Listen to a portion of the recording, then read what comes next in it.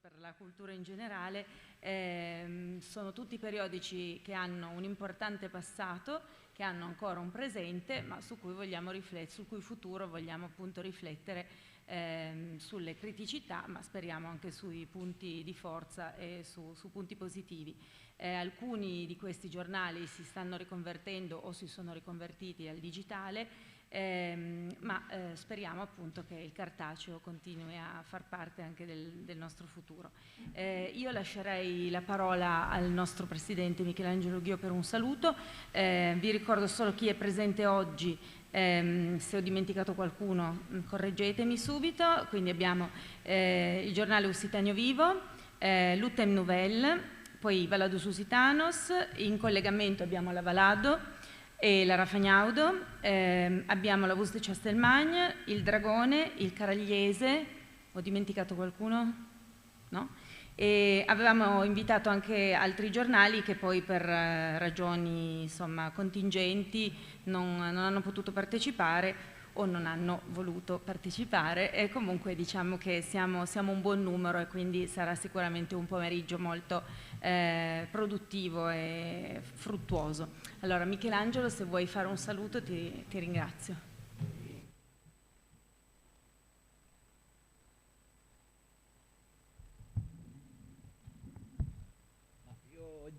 Prima vi ringrazio per esserci, e questo è già un buon segnale, il fatto di quanta gente abbia raccolto l'invito.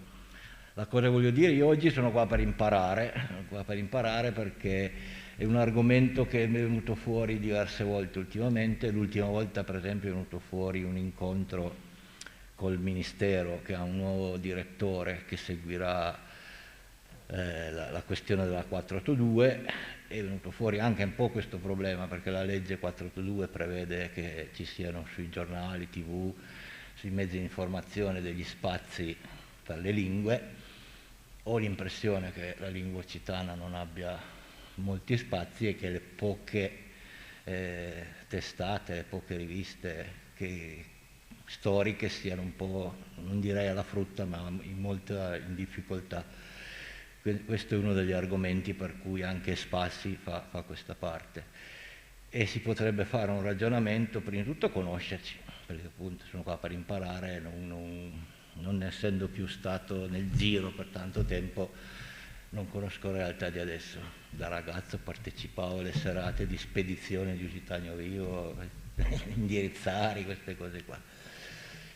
Capire lo stato in cui stiamo, mi piacerebbe magari poi nel prosieguo fare, non so, una sorta di questionario per capire chi sono queste testate, di cosa vivono, che diffusione hanno, e vedere se si può interagire in qualche modo insieme per fare un po' di massa critica a livello delle valli occitane a chi è interessato.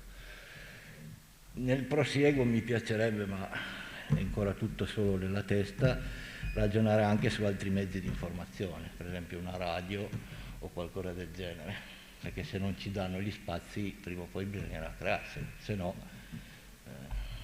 l'impressione è di chiudere. Però l'importante è capire lo stato di salute, se c'è dell'interesse, se si hanno sempre le solite facce, se c'è qualcuno di nuovo interessato a questi argomenti. E riguardo alla 482 io se ci sono anche riviste, testate disposte non so, a ospitare articoli in lingua per poterlo anche proporre in giro, perché se c'è la disponibilità si può fare un ragionamento, se no è un ragionamento inutile. E adesso lascerei a Rosella e io ascolto. Tutti potete intervenire, io non so se vi hanno già fatto una scaletta, non ho seguito nel dettaglio, ma perché qualcuno forse è più informato, qualcuno meno, ma lascio a lei. Sì, abbiamo una scaletta in realtà molto aperta. Il parla tutto in italiano perché sei ren, ma us do un saluto in occitano. Buongiorno, benvenuti. L'Icialo, la scaletta è libera, nel senso che avem la possibilità di parlare tutti, facendo invir Beleu seria miei de far un vir pi curtet, d'intervent pi curt, de 5-10 minutos per ciascun, e pi questo puoi fare un second vir d'intervento, se per voi va bene. Mi domanderei a loro, a chi che ha l'idea di organizzare questa giornata, di fare loro saluto, il primo intervento, e a loro domanderei al presidente dell'associazione sulle Strei, Giampiero Boschero, che viene a parlare.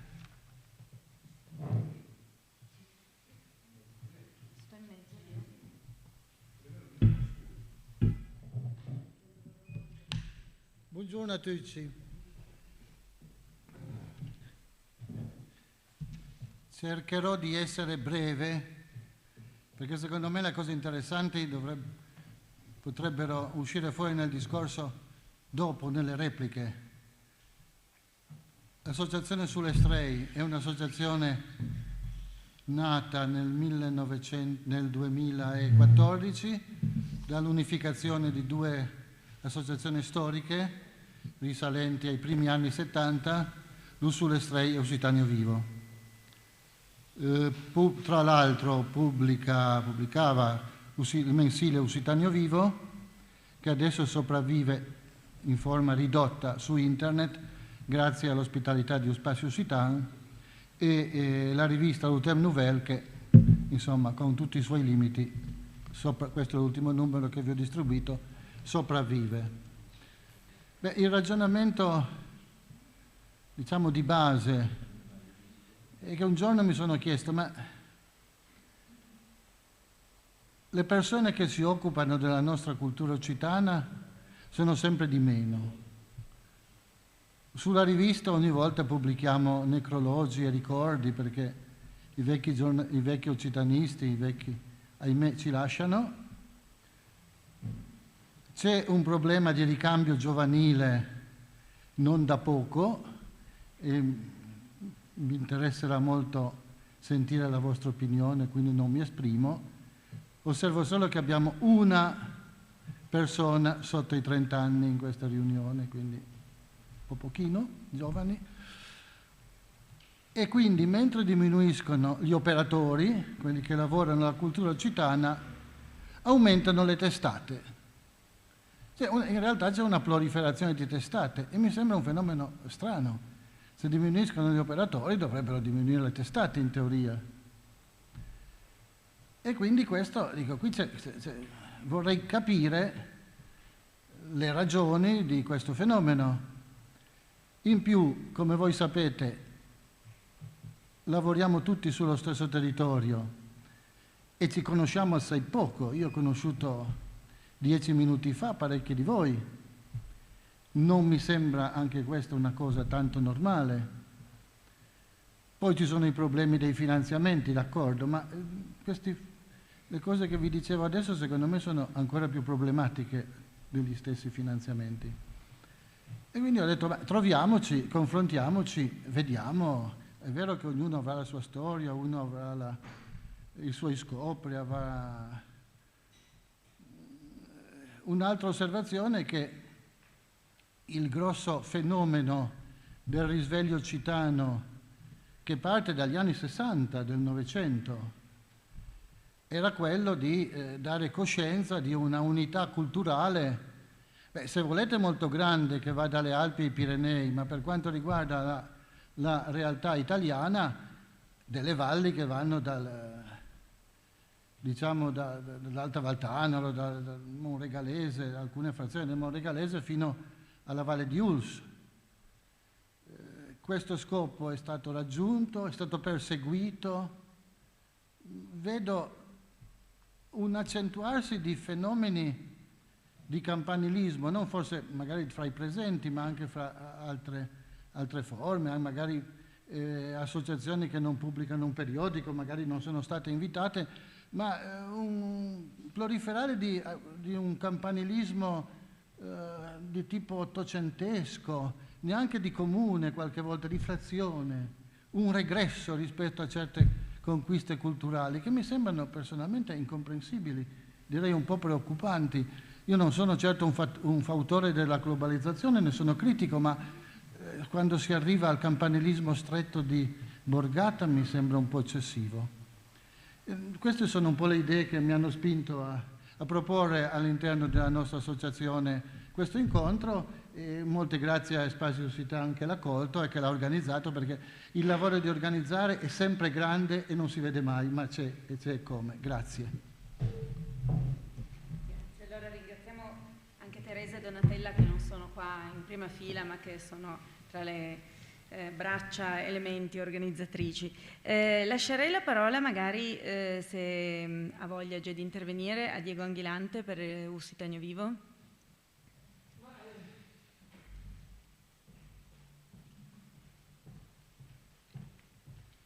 Buongiorno a tutti.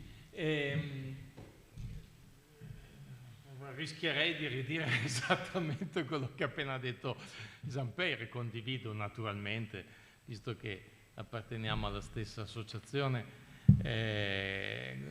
condivido tutto quello che ha detto. L'esperienza del nostro giornale la conoscete tutti, ve la riassumo in 2 parole: un giornale, un mensile fondato nel 1974, che poi usciva magari non tutti i mesi, insomma 6, 7, 8 numeri per anno. Dal 1996 il mensile invece è uscito per 11 volte all'anno senza mai perdere un colpo, a parte il mese di agosto che insomma tiravamo una boccata di fiato. E direi che io ne sono stato il direttore dal 97 fino ad oggi, e mi sento di poter dire che era diventato una realtà importante, perché era una sorta di giornale pluralista, una palestra dove tutte le varie anime, dove tutte le varie componenti del nostro territorio potevano confrontarsi, conoscere, dare un proprio contributo, quindi non era un bollettino di setta o insomma un mero strumento propagandistico. E tra l'altro così eravamo riusciti a mettere insieme con gli anni un bello staff di 25-30 collaboratori che coprivano quasi tutto il territorio, e vi assicuro che alla fine il meccanismo era ben rodato, e tutti i mesi non era poi così difficile mettere insieme un giornale di 10, a volte anche 12 pagine, secondo me ricche e stimolanti, anche se non spetta a me, che ne ero il direttore, dare questi giudizi. E poi tutto questo nel 2016, se non sbaglio, è crollato quando, dopo anni e anni di tagli dei finanziamenti regionali, secondo logiche totalmente incomprensibili, visto che poi questi tagli non riguardavano tutte le realtà e le associazioni nello stesso modo. Quindi sono stati fatti chiaramente delle preferenze, dei favoritismi da parte della Regione. Dopo anni e anni di tagli, a un certo punto ci siamo resi conto che se volevamo continuare bisognava incominciare a far debiti. E allora nel 2016 abbiamo sospeso per tempo le pubblicazioni, e poi per fortuna abbiamo trovato in questi ultimi anni una ospitalità sul sito internet di Espacio Occitan che ci permette ogni mese di pubblicare un articolo, quasi sempre in lingua occitana, e quindi ci permette di continuare ad avere ancora una visibilità, una continuità, certo ridotta proprio al minimo.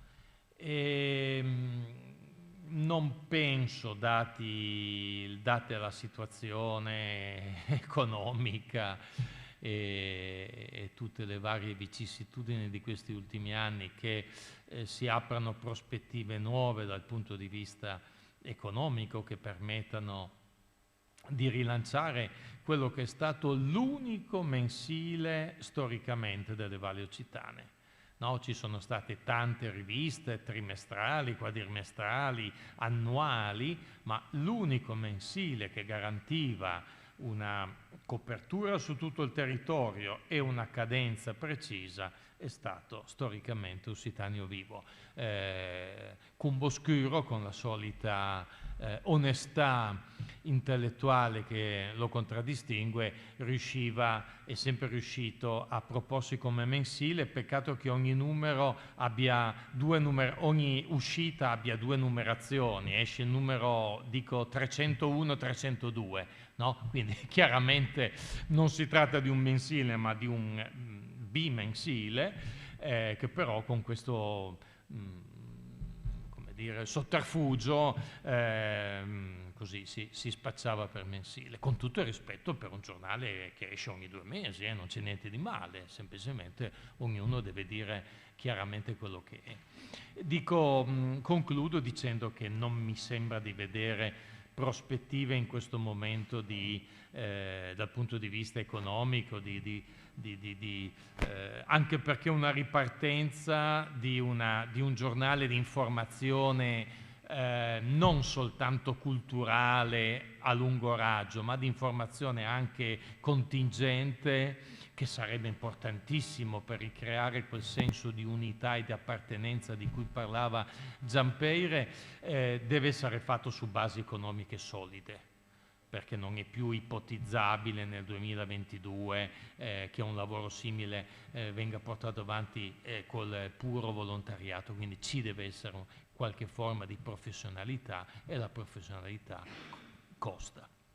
Dunque non mi sembra di vedere in questo momento prospettive in questo senso. Sarebbe già, secondo me, un enorme risultato se invece le riviste di carattere più culturale, scientifico, le riviste che escono ogni 4-6 mesi, ogni anno, riuscissero in questo momento, dove siamo un po' tutti in difficoltà, a trovare, non so come, non so con quali formule, non ho nessuna proposta da fare, ma a trovare comunque una possibilità di collaborare e di cooperare. Ecco, forse lo spirito di questo incontro potrebbe proprio essere quello, primo, di conoscerci, perché come diceva Giampeire, addirittura non ci conosciamo tra di noi.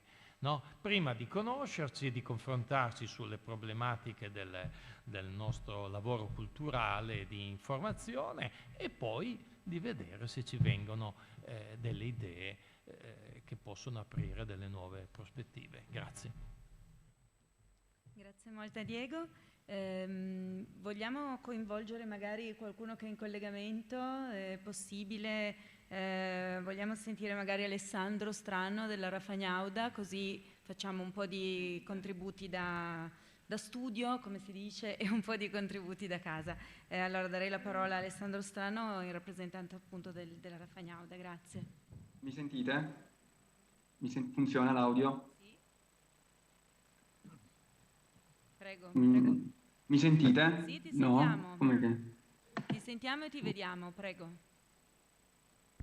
Sì, ti sentiamo. Ti sentiamo. Perfetto, grazie. Innanzitutto grazie per l'iniziativa, a chi l'ha pensata e a chi l'ha organizzata, perché siamo sempre intenti, penso tutte le realtà che sono presenti, siamo sempre intenti a cercare di raccapezzarci per portare avanti le nostre attività ordinarie, e magari non abbiamo mai il tempo per fermarci e riflettere su quello che noi facciamo, magari anche confrontandoci come in questa giornata con chi più o meno fa un'attività sullo stesso territorio, e comunque sempre con l'obiettivo di promuovere e valorizzare e rivitalizzare la lingua occitana. Ringrazio anche per la possibilità del collegamento online, perché purtroppo le distanze, che non sono indifferenti, e altri impegni ci avrebbero impedito altrimenti di partecipare. Ma butto giù qualche idea in modo molto disordinato. Per quanto riguarda la nostra realtà, è comunque una realtà piccola, è una realtà di valle, se non di paese, rispetto a una situazione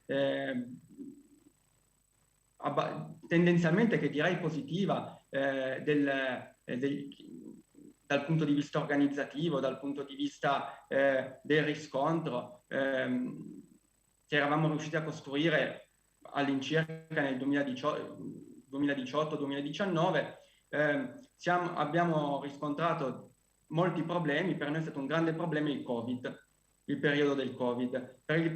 Il periodo del Covid per noi, che siamo abbastanza analfabeti dal punto di vista informatico, un po' purtroppo refrattari alle tecnologie, ha causato un grandissimo ritardo dal punto di vista delle pubblicazioni. Per dire, adesso noi ci troviamo a lavorare su ciò che avevamo programmato per lo scorso anno. L'impossibilità di trovarsi di persona appunto ha inciso molto negativamente sul nostro gruppo, e ora il nostro problema è, la nostra difficoltà è reingranare, no?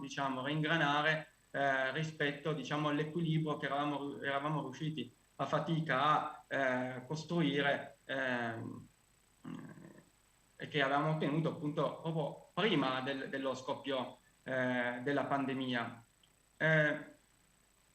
Dal punto di vista generale, un problema che come rivista La Rafagnaudo abbiamo è il fatto che c'è la mancanza di tempo per pubblicizzare quello che facciamo, perché purtroppo oggi siamo in una società dell'apparire in cui se non si pubblicizza è come non aver fatto, e noi purtroppo non siamo mai riusciti, oppure non abbiamo mai avuto voglia o per handicap personali, mettiamoci pure tutto, però non siamo mai riusciti a pubblicizzare a dovere quello appunto che facciamo.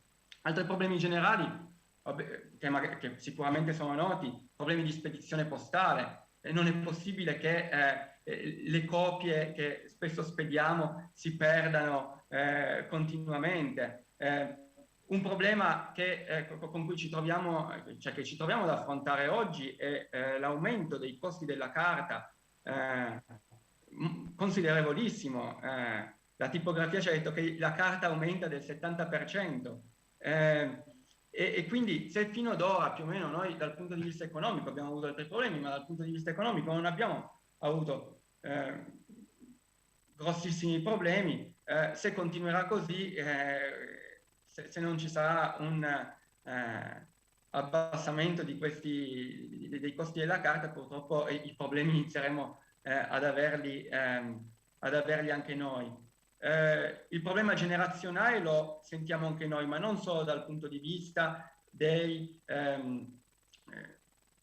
componenti della nostra associazione e dei redattori della rivista, ma anche dal punto di vista dei lettori. Noi abbiamo diminuito il numero, abbiamo abbassato la tiratura negli ultimi anni, ma perché sono deceduti centinaia di lettori.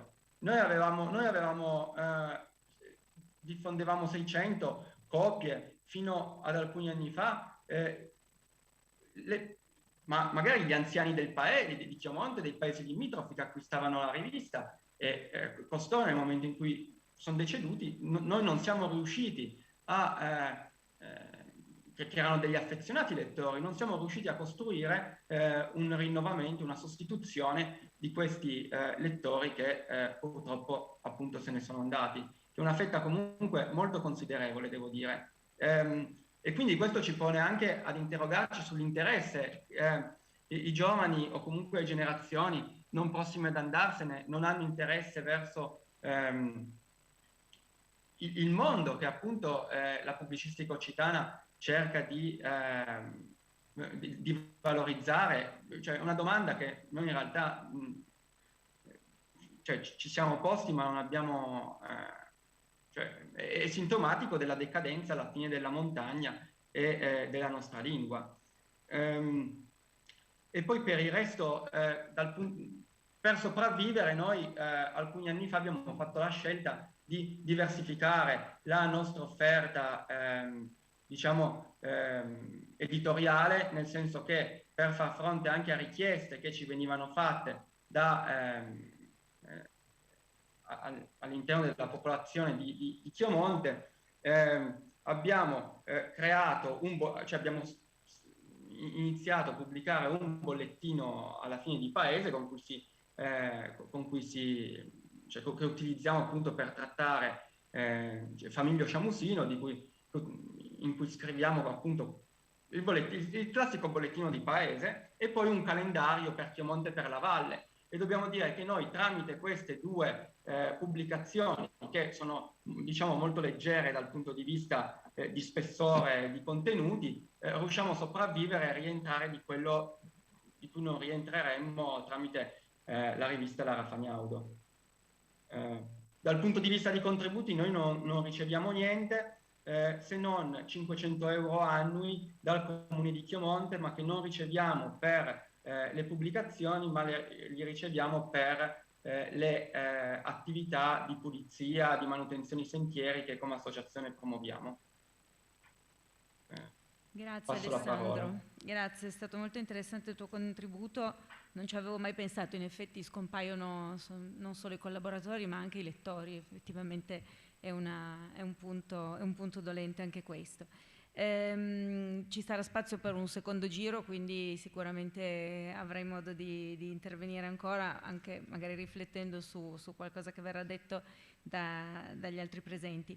Si parlava appunto di giornali che cambiano forma, allora pensavo di chiedere magari a Ezio Donadio per la Voce di Castelmagno se hai voglia di intervenire, visto che vi trovate forse in un momento proprio di passaggio e di cambio, no? Di passo rispetto a quello che è stato finora la storia del giornale. Chiederei anche magari se avete voglia di presentare appunto brevemente la storia del vostro giornale, perché non è detto che tutti conoscano il passato di tutti quanti.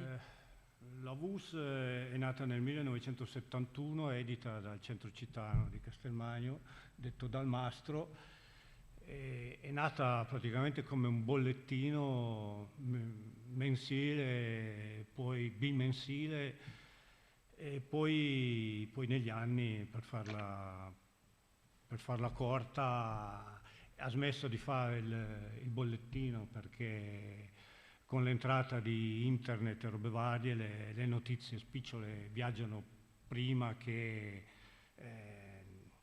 in via telematica che in via cartacea, e quindi si è spostato dal bollettino più su un notiziario semestrale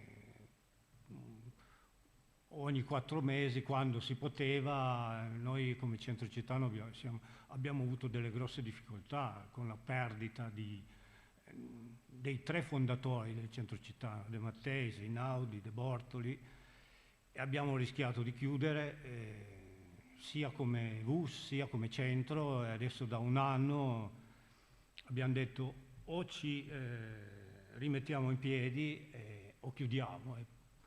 Pare che lo scossone sia servito e adesso ripartiamo con un'assemblea del Centro Cittano e la VUS non sarà più cartacea, perché a fronte di ogni numero che si spendeva 1.000 euro ne entravano 300, e quindi abbiamo detto non possiamo sperperare le entrate del centro, a cui contribuisce molto la nascita del Museo Storico-Culturale Casa Narbona,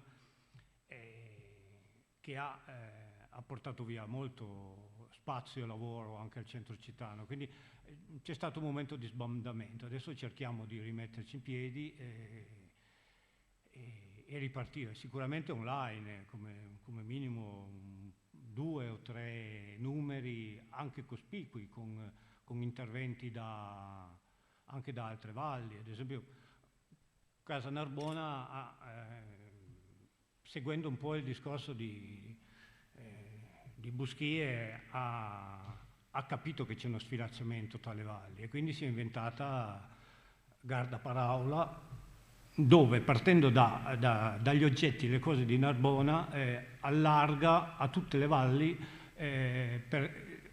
con dei collaboratori nelle varie vallate dove le abbiamo trovate per fare rete, in maniera tale da parlarci, che ci mandino come si dice, come si faceva, delle storie, robe varie. E ragionando su questa cosa, per non parlare sempre del come siamo ammessi, ma cercare di dare uno sbocco anche a questa riunione, non sarebbe male se queste pubblicazioni che ci sono ancora tutte collaborassero a rimettere in piedi, che ne so, io sentivo prima Diego parlare di Cittadino Vivo, a cui ho partecipato per qualche anno anch'io.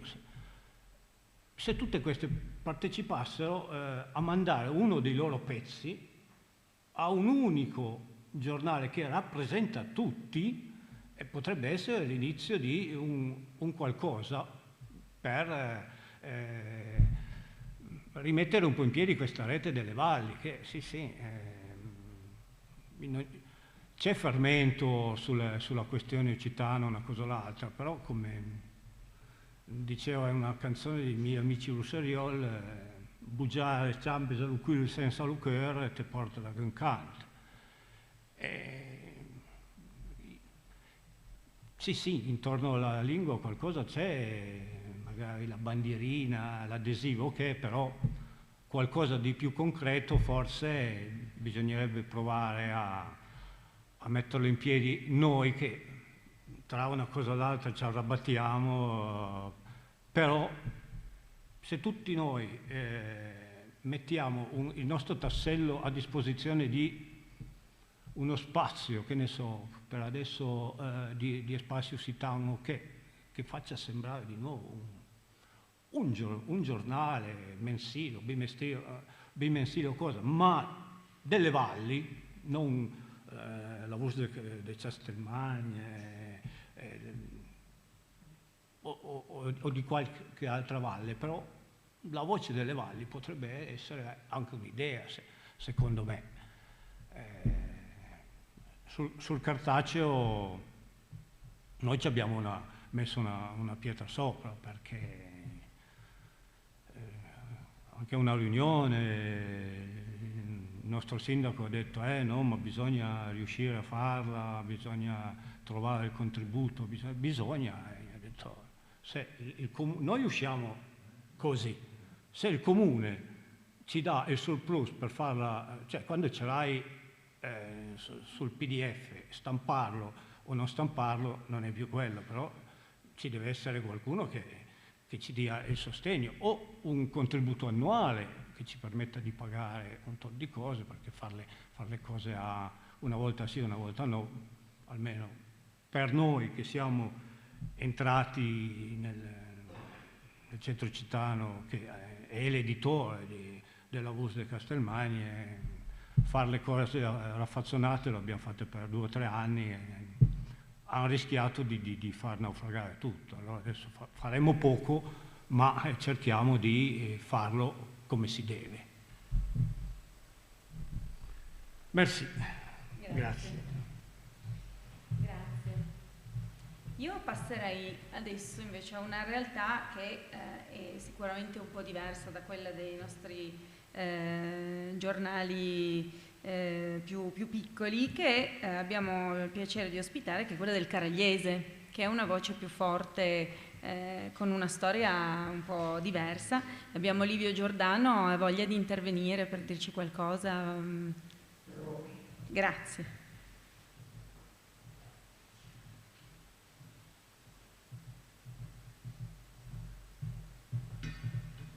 Grazie. Innanzitutto saluto tutti, perché qui conoscevo nessuno, escluso Dino, e adesso ho conosciuto Ezio, quasi quasi non lo conoscevo più, anche se condividiamo la vallata. Beh, io esordisco dicendo che noi, a differenza di cosa ho sentito finora, non siamo un giornale occitano, ecco, conviviamo, diciamo, con gli occitani che sono stati citati prima, se da te che sono stati citati. Per lungo tempo ci siamo abbiamo bisticciato, poi adesso conviviamo, insomma, in qualche modo, visto che probabilmente abbiamo perso molte velleità di un tempo. Comunque vi dico qualcosa per quanto riguarda il Caraliese, che credo sia rimasto l'ultimo quindicinale, non so se della provincia o della regione, no, io non ne conosco più altri, mentre quando eravamo nati, infaustamente a seguito della fusione che avevamo fatto con il Maira all'inizio, a fine anni 90, che per noi è stato un disastro totale del quale continuiamo a portare le conseguenze adesso. Tanto per dirvi, cioè, avevamo fatto, per chi non lo sa, credo che pochi di voi lo sappiano, avevamo praticamente aggiunto i 2 giornali. Quindi oltretutto tra Caraglio e Dronero o la Valle Maira condividiamo addirittura una frazione che è Paschera San Carlo, che gravita molto su Dronero. Quindi in teoria il lettore non perdeva nulla, no? Anzi, ritenevamo nei nostri ragionamenti che ci fosse un arricchimento. Di fatto è che abbiamo perso nel giro di un anno 500 abbonati, dopodiché insomma, abbiamo deciso di rompere tutto e di ritornare ognuno alle proprie origini, anzi siamo noi che abbiamo deciso così, perché insomma il Mairo allora era una realtà ancora abbastanza embrionale e non moltissimo affermata, ma comunque aveva dato la sua mano nel suo ambito, poi partendo sempre dal presupposto che credo nessuno navighi nell'oro o nell'abbondanza tra tutti noi. Io non lo so se c'è qualcuno, ecco, appunto, che può vantare di queste cose. Comunque, come giornale siamo nati nel febbraio dell'80 e siamo stati mensili appunto fino al 99, poi siamo diventati quindicinale e nonostante la divisione che abbiamo di nuovo avuto con il Maira dopo 2 anni, credo, adesso non ricordo più esattamente i termini, comunque abbiamo continuato a essere quindicinale, insomma con qualche sforzo, chiamiamolo qualche sforzo, ecco, perché è sempre brutto vantarsi, ma comunque è sempre dura. E poi io trovo che per quanto ci riguarda, fino a non molti anni fa, 4 o 5 anni fa, c'erano andirivieni di collaboratori, c'era chi andava, chi veniva, chi provava, chi si stufava, però c'era una specie di sostituzione naturale. Adesso c'è solo più chi va. Oltretutto, parlavo prima con te, visto che siamo tutti chi vecchio abbastanza e che invecchia velocemente, c'è anche chi muore, c'è anche già qualcuno che ogni tanto ci lascia le penne e di conseguenza, e poi condivido moltissimo quello che dicevate tutti, che ha detto questo, che è intervenuto, che non ricordo il nome, chiedo scusa, cioè che per quanto ci riguarda, ma credo che riguardi un po' tutti, non sono giornali per i giovani, cioè noi siamo un giornale, ne siamo coscienti, per una determinata fascia di popolazione che non lo so, a quantificare l'età, certamente va da un tot d'anni in su, a parte il fatto che io ho dei dubbi che i giovani seguano ancora la carta stampata, da quel poco che posso conoscere la seguono pochissimo, quindi forse questo è anche una cosa che lenisse un po' il dolore, se vogliamo. Di fatto è che lo facciamo e ci rivolgiamo a un pubblico, se vogliamo, particolare, o comunque non sarà il pubblico dell'Avvenire. E quindi, visto che invecchiamo noi, ma invecchiano anche i nostri lettori, do di nuovo ragione un'altra volta a chi mi ha preceduto, che, non lo so, il nostro avvenire oltretutto sarà anche sempre, se ce la faremo, sarà anche determinato da questo, che ci sarà un calo naturale degli abbonamenti. Noi per il momento, dopo la batosta della fusione, che non abbiamo più ripreso, non ci è più stato questo, comunque tiriamo sui 1300 numeri, 1400 e abbiamo ancora 800, 900 abbonati, insomma, è una buona vendita in edicola, tutto sommato. Abbiamo un po' di peccato originale da come eravamo nati, perché noi siamo nati come giornale di partito, come giornale del PC, nell'80, e quindi sono ancora viste le realtà politiche delle nostre valli e della nostra in particolare, insomma, abbiamo un po' sempre qualche frizione, anche se è cambiato il mondo, è cambiato tutto, siamo cambiati anche noi, però di fatto c'è sempre, visto appunto che un giornale di vecchi fatto per i vecchi si dimentica di meno, insomma con qualche amministrazione abbiamo sempre qualche rapporto un po' travagliato. Diversamente, cerchiamo di coprire gli spazi che ci sono, e ce ne sono tantissimi, ecco. Ogni tanto c'è qualche collaboratore che dice ma nel mio paese non capita niente. Secondo me, io sostengo che se nel tuo paese non capita niente perché tu non vivi il tuo paese, in tutti i paesi succede un mare di cose, basta conoscerlo, basta vivere la realtà, basta raccontarla. Comunque di fatto è che insomma al momento riusciamo a tirare avanti, non abbiamo problemi economici per il momento, sempre che qualcuno ha parlato degli aumenti esorbitanti della carta, di cui non avevo ancora sentito parlare, neanche la tipografia al momento non pare ci abbia ancora applicate queste maggiorazioni. Se è vero che ci fossero questi aumenti spaventosi, allora a quel punto lì sbitario a teni, come si dice in piemontese. Diversamente non lo so, ecco cosa posso dirvi. Posso dirvi che no, di grandissime prospettive di sviluppo sicuramente non abbiamo. Il problema più grosso, che mi pare abbastanza generalizzato, è quello di tenere, insomma, di presidiare quello che è lo spazio che si è conquistato, anche se io sono convinto che per quanto ci riguarda una certa qual opinione la creiamo ancora. In molte occasioni siamo ancora in grado, modestamente devo dire, no? Tanto per dire, no? L'ultimo caso che abbiamo seguito io e Gabriele, che riguarda quello delle aree interne, sapete, dei finanziamenti particolari per le varie Maira e Grana che stanno andando a ramengo per insipienza totale delle nostre amministrazioni. Su questo mi pare che siamo riusciti ad intervenire con una certa qual tempestività, e probabilmente insomma un minimo di scossone, almeno dai riscontri che abbiamo potuto già avere, mi pare che ci siamo riusciti. Tutto sommato, insomma, il problema è che credo che un po' tutti, e particolarmente noi appunto che continuiamo a essere in quindicinale, finché ci riusciremo, cerchiamo di sopravvivere e di dare quello che è un servizio il più, che ne so, completo possibile, ecco. L'unica cosa che vorrei ancora dire per quanto riguarda il volontariato, cioè noi siamo totalmente volontari, per questo magari anche riusciamo anche a sopravvivere economicamente. Personalmente non sarei dell'idea di pensare a una qualche forma di remunerazione, perché non so, sì, ci sono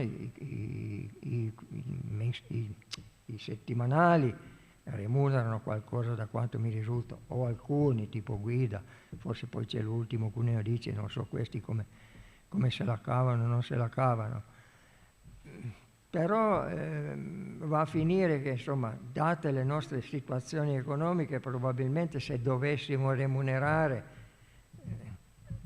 se è un rimborso spese è un altro discorso, ma potremmo remunerare con delle miserie, ecco. Sicuramente non sarebbe un riconoscimento di tutto il grossissimo lavoro che ci danno ancora i collaboratori. Noi abbiamo ancora 10-12 collaboratori abbastanza attivi, insomma, quindi tutto sommato non abbiamo problemi a fare, e certo che ogni tanto remiamo anche un pochino di mestiere, in 40 anni l'ho acquisito, insomma, e chiudiamo qualche numero un po' così alla garibaldina, come si dice. Però insomma tutto sommato mi pare, ecco, poi insomma non toccherebbe a me dirlo, comunque mi pare che riusciamo ancora a vivere abbastanza bene la nostra realtà, anche sicuramente abbiamo delle lacune perché sappiamo benissimo che... Però vedendo gli altri insomma, direi che non è che, anche se sono molto più ricchi e molto, direi che non sono poi tantissimo meglio. Poi appunto non tocca a me dirlo perché come parte fortemente interessata, però insomma non mi pare che il mercato sia poi quell'apoteosi che potrebbe sembrare. Non lo so, io quello che mi sembra di poter dire è questo. Grazie comunque per la prima volta. Grazie molte. Sicuramente penso che siamo tutti volontari, siamo stati credo tutti volontari collaboratori dei giornali che sono qua presenti in sala, quindi effettivamente la remunerazione aprirebbe ancora un'altra porta. C'è in sala il dottor Almerino De Angelis che è collaboratore del Thème Nouvelle ma è anche una colonna portante del bollettino per gli studi storici, archeologici e artistici della provincia di Cuneo. Almerino, hai voglia di fare un piccolo intervento anche tu? Grazie.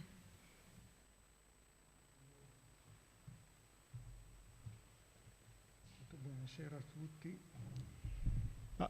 Il mio intervento è chiaro che non è proprio centrato sulla realtà delle valli che conosco fino ad un certo punto, forse non in maniera molto approfondita. Però da osservatore esterno quello che mi sembra di poter dire è che esiste intanto una scarsa conoscenza delle realtà di una valle con l'altra, cioè ci si scambia forse poche informazioni, ma non per volontà di chi scrive o di chi cura queste pubblicazioni, quanto piuttosto proprio per la difficoltà di reperire queste pubblicazioni sia in biblioteche locali sia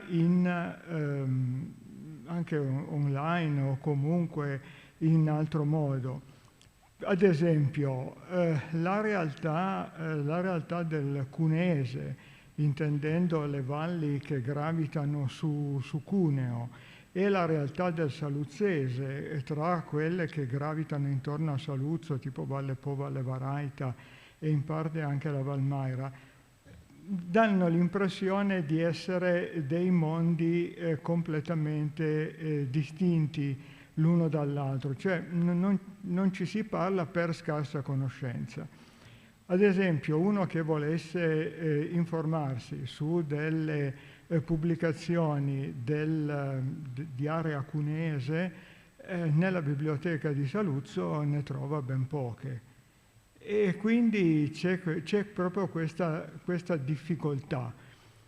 Il bollettino della Società di Studi Storici di Cuneo nasce tantissimi anni fa, proprio coagulando degli interessi strettamente storici, e fino adesso ha dato anche ed è stato un taglio storico spostato più verso Medioevo ed età moderna, cioè poco aperto verso dei problemi che possono essere più locali. E questo non vuol dire che per esempio si possa interessare per esempio per problemi di recupero di opere d'arte o comunque di siti di interesse storico. Quindi questo si situa un po' a un livello distaccato da tutti gli altri. Però si potrebbe cercare di parlarci un po' di più e soprattutto di sapere un po' di più dove certe notizie si possono trovare. Io penso, sempre da un punto di vista molto, molto esterno, che tutto quello che è l'ambiente di studi locali, che sono molto, molto interessanti a volte, che danno delle notizie proprio a livello locale che altrimenti andrebbero perse e non si potrebbero trovare, poi trova degli scarsi riscontri a livello accademico. La Società di Studi Storici dovrebbe porsi come tramite d'unione tra quello che può essere il mondo accademico e quello della realtà locale, ma questo spesso non accade. Non accade per un diverso atteggiamento mentale dei vari protagonisti, ma non accade soprattutto perché non si riesce a trovare non si riesce a trovare la materia, il materiale. Ecco, per esempio, avere semplicemente un sito dove avere almeno gli indici delle varie pubblicazioni e sapere che cosa si fa, per esempio, in Val Vermenagna o nell'Alta Valmaira, potrebbe aiutare molto. Poi dove trovare il materiale, quello è un altro discorso, però quello si dovrebbe mettere a posto, perché quello che manca è proprio il collegamento tra quello che è un mondo accademico dove questi studiosi hanno accesso a una bibliografia che per molti versi è inaccessibile perché è disseminata in riviste, in pubblicazioni che sono anche lì molto difficili da trovare. E quello che è invece la realtà locale, dove ci sono molte realtà che sono molto interessanti ma che rimangono sterili.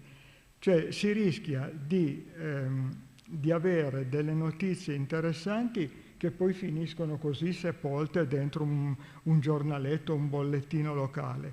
Si rischia poi alla fine che tutti copiano quello che ha detto un altro e a forza di copiare si generano naturalmente degli errori e si formano delle realtà che sembrano consolidate ma che non lo sono. Il problema delle pubblicazioni locali è un problema effettivamente serio, dove interviene un ricambio generazionale che in questo momento non c'è qualcosa, ma è molto poco rispetto a quello che poteva essere una ventina, 20-30 anni fa. No? E poi c'è questo problema, effettivamente, il problema economico, e siamo di fronte proprio a dei costi di produzione, di distribuzione del materiale che si produce che sono veramente alti. E una risposta precisa io non ce l'ho, però sarebbe appunto il momento di cominciare a pensare, a parlare, se non altro a fare almeno una banca dati e sapere esattamente che cosa succede in tutte le varie realtà.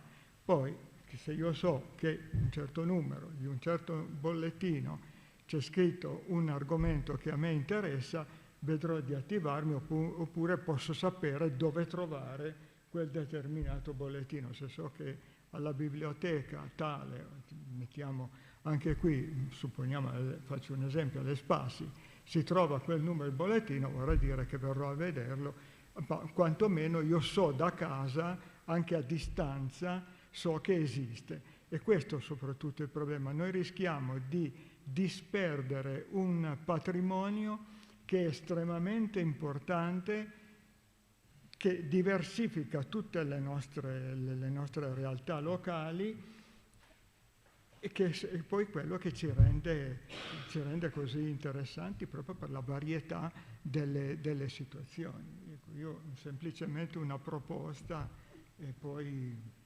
ne parleremo. Grazie. Grazie, sicuramente uno spunto molto, molto interessante e utile. Vorrei chiedere adesso di intervenire, visto che siamo a Dronero, magari se ha voglia di intervenire Sergio Torosano per il Dragone. Grazie.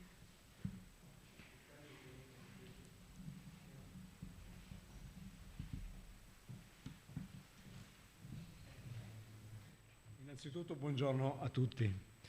Io non ho che da dire tante cose nuove, soprattutto sottoscriverei in grandissima misura quello che ha detto Livio Giordano quando mi ha preceduto. Per quanto riguarda il Dragone, Drago, chiamiamolo come vogliamo, cioè il fatto che si chiami Dragone adesso è un incidente di percorso, però in realtà i droneresi lo conoscono come il Drago. è nato nel 1969 e nonostante tutto continua le sue pubblicazioni. Nel tempo c'è stata un'alternanza di persone abbastanza efficace nei primi anni, poi via via, come hanno detto tutti quelli che mi hanno preceduto, si è verificato il fatto che i più giovani, mi ci metto io, sono ormai oltre 60 anni. Abbiamo un solo collaboratore che è al di sotto dei 60 anni. Quindi questo implica già il fatto che la necessità sia quanto mai evidente per quanto riguarda il ricambio. L'altro discorso che hanno fatto in molti, anche il collaboratore che è intervenuto, Alessandro, cioè il target cui si rivolge il giornale. Noi prevalentemente riteniamo che i lettori del Drago siano persone di una certa età, cioè più o meno della nostra età o poco più, o addirittura ancora più anziani, e quindi anagraficamente purtroppo sono destinati a diminuire nel tempo. Infatti abbiamo riscontrato, come hanno già detto tutti quelli che mi hanno preceduto, un calo abbastanza sensibile degli abbonamenti negli ultimi anni, proprio perché diciamo che il Covid ha dato anche una buona mano purtroppo sotto questo aspetto, però specialmente negli ultimi anni molti degli abbonati storici sono venuti a mancare, per cui noi ormai siamo attorno alle 1000 copie stampate, mentre 6-7 anni fa superavamo largamente le 1300 copie. Quindi questo è già un indice della difficoltà economiche vere e proprie. Al momento non ne abbiamo ancora, nonostante il nostro giornale viva, come si diceva per la gran parte degli intervenuti, dal punto di vista dei redattori assolutamente sul volontariato e dal punto di vista delle entrate soltanto sulle sottoscrizioni di abbonamenti, sulle vendite in edicola e su quella piccola pubblicità che si raccoglie. Quindi noi non abbiamo contributi esterni. È stata una scelta che è stata fatta ai tempi, il giornale voleva mantenersi per quanto possibile indipendente rispetto alla geografia sulla quale interveniva e la scelta l'abbiamo condivisa noi che siamo arrivati dopo e stiamo andando avanti così finché riusciamo a sopravvivere. Dicevo, il discorso della carta per esempio, noi abbiamo già avuto un rincaro del 40% da gennaio a venire adesso. Insomma, sulle 1000 copie non è una cifra molto grande, però se sommiamo questo al fatto che nel frattempo anche gli abbonamenti sono diminuiti, comincia già a diventare un piccolo problema. Per quanto riguarda il discorso di scegliere altri canali di informazione, ecco, cioè noi abbiamo anche un piccolo sito internet, però riteniamo che appunto i lettori del nostro giornale non sarebbero probabilmente molto propensi a questa nuova soluzione e d'altro canto i giovani scelgono un'informazione molto più rapida che non è la nostra, quindi su questo aspetto ci possiamo anche ragionare, ma non è che vediamo un grosso futuro. Per quanto riguarda cioè, il giornale poi diciamo che è il clou dell'attività dell'Associazione Culturale Dragone di cui io faccio parte. Nel frattempo con le piccole risorse che abbiamo a disposizione abbiamo cercato anche di fare qualche altra attività collaterale, sempre nel settore della cultura. Mi associo col fatto che si è presentato prima Livio Giordano dicendo che noi non siamo un giornale occitano perché il nostro giornale è in una valle occitana, geograficamente è connotato come il giornale di Dronero della Valle Maira, però in realtà noi scriviamo in italiano e il nostro pubblico legge in italiano, anche se abbiamo di tanto in tanto ben volentieri dei collaboratori della Valle che almeno nei titoli oppure in certi detti popolari cosa riportano sovente l'occitano, quindi riportiamo anche qualcosa in lingua occitana con la traduzione. Cioè, tornando al discorso prima, noi abbiamo questo giornale che scrive in lingua italiana, che si rivolge a un pubblico dronerese e per quanto possibile nella Valle, la Valle dobbiamo dire che anche per quanto riguarda la Valle noi abbiamo una copertura abbastanza limitata, riteniamo, perché si rivolge a quelle persone più anziane della Valle. Negli ultimi anni sono arrivati in Valle Maira un buon numero di persone che si sono inserite, hanno fatto delle attività economiche e stanno portando l'attività economica avanti, ma credo che queste non si siano affezionate così tanto al giornale. questo è un problema che poi si tratterà magari di valutare o meno.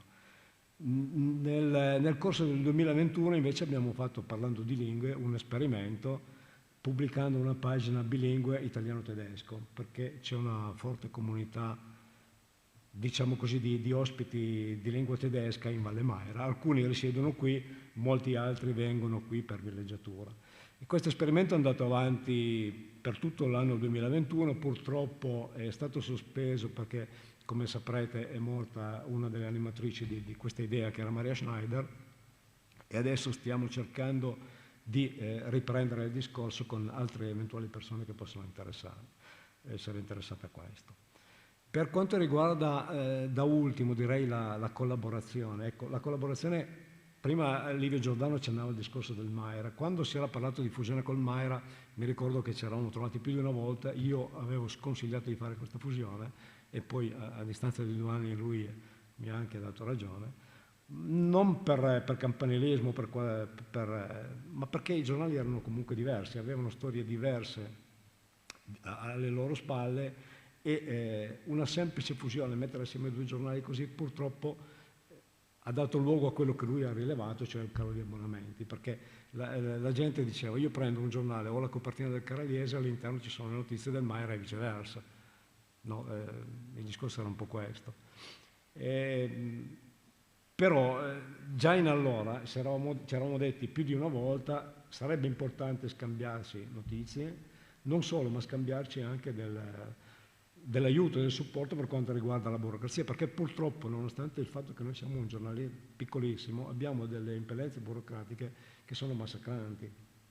Cioè, noi per poter spedire il giornale tramite la posta dobbiamo essere iscritti al registro degli operatori della comunicazione, con tutte le implicanze che ci sono per quanto riguarda le denunce e quant'altro che bisogna fare regolarmente tutti gli anni, eccetera, appena la cancellazione dal registro.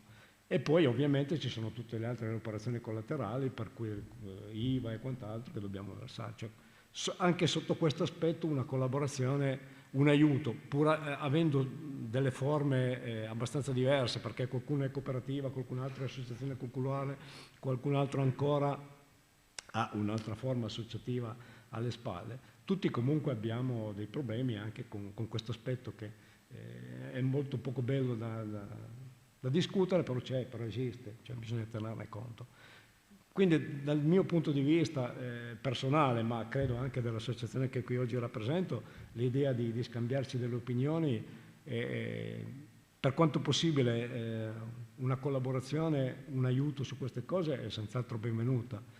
Credo anche che il cappello giusto, quello di Espassi Occitan, possa essere proprio adeguato, perché Espassi è espressione poi di tutte le vallate occitane del Piemonte, quindi copre un'area abbastanza vasta e noi siamo proprio nel mezzo, in sostanza. Non aggiungo altro perché non farei che ripetere le cose che sono già state dette. Grazie molte per il tuo contributo. Passiamo magari di nuovo a un collegamento da casa, perché abbiamo in video Renzo Guyot per la Valado. Renzo, ci senti? Buongiorno a tutti, grazie. Buongiorno, benvenuto. Grazie, benvenuti voi. Grazie in particolare agli organizzatori di questa bella iniziativa che ritengo importantissima e da ripetere almeno una volta all'anno, oppure da scambiarsi informazioni anche a livello telematico, perché tutto quello che ho sentito fino adesso è comune anche per l'associazione che rappresento.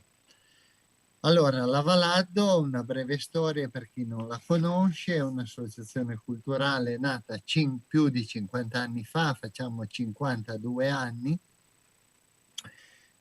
e coinvolge le popolazioni della Val Chisone, del Pinerolese, Val Chisone, Val Germanasca, Alta Val Chisona, Alta Val Chisone, la zona di Ulx e poi con sommo piacere anche la zona di Chiomonte, eccetera.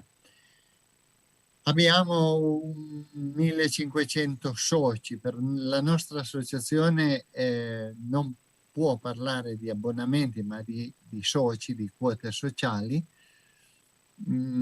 abbiamo un centinaio di pubblicazioni di riviste che inviamo a mezzo mail, un po' in Francia, anche un po' in Italia, un po' in Germania. La particolarità di questa nostra associazione è questa, che copre, diciamo un po' così, valli che nell'antica storia si sono tradizionalmente guerreggiate per questioni di religione. Questo, se un tempo era un problema, adesso è diventato un'unità di intenti, un'unità di indirizzo. Parliamo più o meno lo stesso patois con delle varianti, ma non è questo un problema, e abbiamo una bellissima collaborazione, tant'è che questa nostra associazione già ormai 12 anni fa, 13 anni fa, aveva iniziato a collaborare con gli storici locali per dei convegni che ogni anno si fanno in una borgata tipica dell'Alta Valtisone che si chiama Lo, scritto Laux, dove si narra un po', ci sono i documenti storici di un bravissimo storico locale, Piercarlo Pazzè, che forse qualcuno di voi conosce, e quindi anche questa associazione abbiamo voluto collaborare con questa storia che non ha a che fare tanto e soprattutto con le parlate locali, ma essendo una comunità, la nostra associazione, essendo una comunità che potrei definire ecumenica, ha voluto dare spazio anche a queste ricerche storiche che vanno avanti da 13 anni. Quest'anno al 6 agosto, ma semmai dopo ci lasciamo un po' di indirizzi, e proprio nello spirito di collaborazione, di conoscenza che dicevate prima, è giusto condividere. Condivido molto quello che è stato detto prima, molto, è un problema anche nostro. Penso che sia, ma non scoraggiamoci, nel senso che il mondo cambia, purtroppo, forse anche per fortuna, ma l'eredità di cui siamo testimoni, mi spiace dirlo, è destinata a finire. Nella mia realtà, giovani che si sostituiscono, che come è stato detto prima, come si sostituiscono volontariamente a noi anziani che abbiamo seguito per quasi 50 anni questo percorso, non ce ne sono più. L'amico Alessandro Strano è una mosca bianca, perché è uno dei pochissimi che conosco che ha preso a cuore questa situazione, questa eredità bellissima, tra l'altro, e che nella mia realtà di Pragelato, perché io sono nativo di Pragelato, purtroppo i giovani non ce n'è più, se ne fregano tutti. Tutto quello che è stato detto prima lo condivido, gli anziani purtroppo che ci sostenevano anche economicamente, come è naturale nella vita, ci lasciano e non c'è la sostituzione, non c'è. Io prevedo che nel giro di 10 anni sarà tutto finito, almeno in queste forme attuali. Forme che ci danno da vivere, per noi abbiamo 1500 soci tra Italia e estero. Ci danno da vivere, ma il grosso lavoro è sul volontariato, su chi scrive, su chi pensa, su chi fa foto, su chi comunica. Abbiamo la fortuna di avere, perché altrimenti le poste, buonanotte, abbiamo la fortuna di avere una trentina di incaricati locali sparsi nelle valli, quando la tipografia ci consegna le riviste, le distribuiamo a questi incaricati locali, il che fanno da porta a porta. Ed è una cosa molto bella perché, torniamo al discorso originale, se ci si conosce si ragiona meglio, se si ragiona meglio si diventa amici, se si diventa amici ci si associa in una cultura prevalente almeno su un determinato territorio, ma penso in tutta la zona di cui parlo adesso con voi. E per noi gli incaricati locali sono una grossa risorsa. Poi certo abbiamo un sito internet, pubblichiamo anche la rivista sul sito internet, ma non è, ed è la risorsa futura sicuramente da cambiare, sicuramente da impostare diversamente, ma è la risorsa futura perché i giovani ormai della carta non la leggono più, salvo, e questo è un po' una, mi spiace dirlo perché Alessandro Strano è un ragazzo giovane che conosco, ma i giovani, se non pubblichi sulla rivista una foto, un concerto, delle foto di ritrovi, eccetera, tutto il resto di come si parla patois, della grammatica, non gliene frega più niente. Escludo Alessandro Strano perché so che lui è un professore in materia.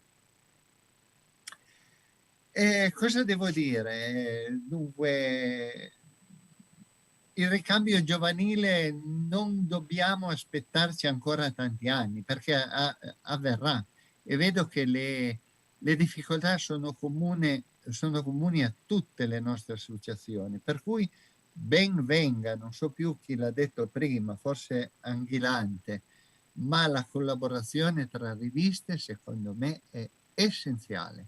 Quindi al momento, visto che abbiamo la fortuna di avere internet, se alla fine o in prosieguo di questo incontro ci volessimo scambiare idee o progetti per lo scambio di riviste, va benissimo, sono assolutamente favorevole.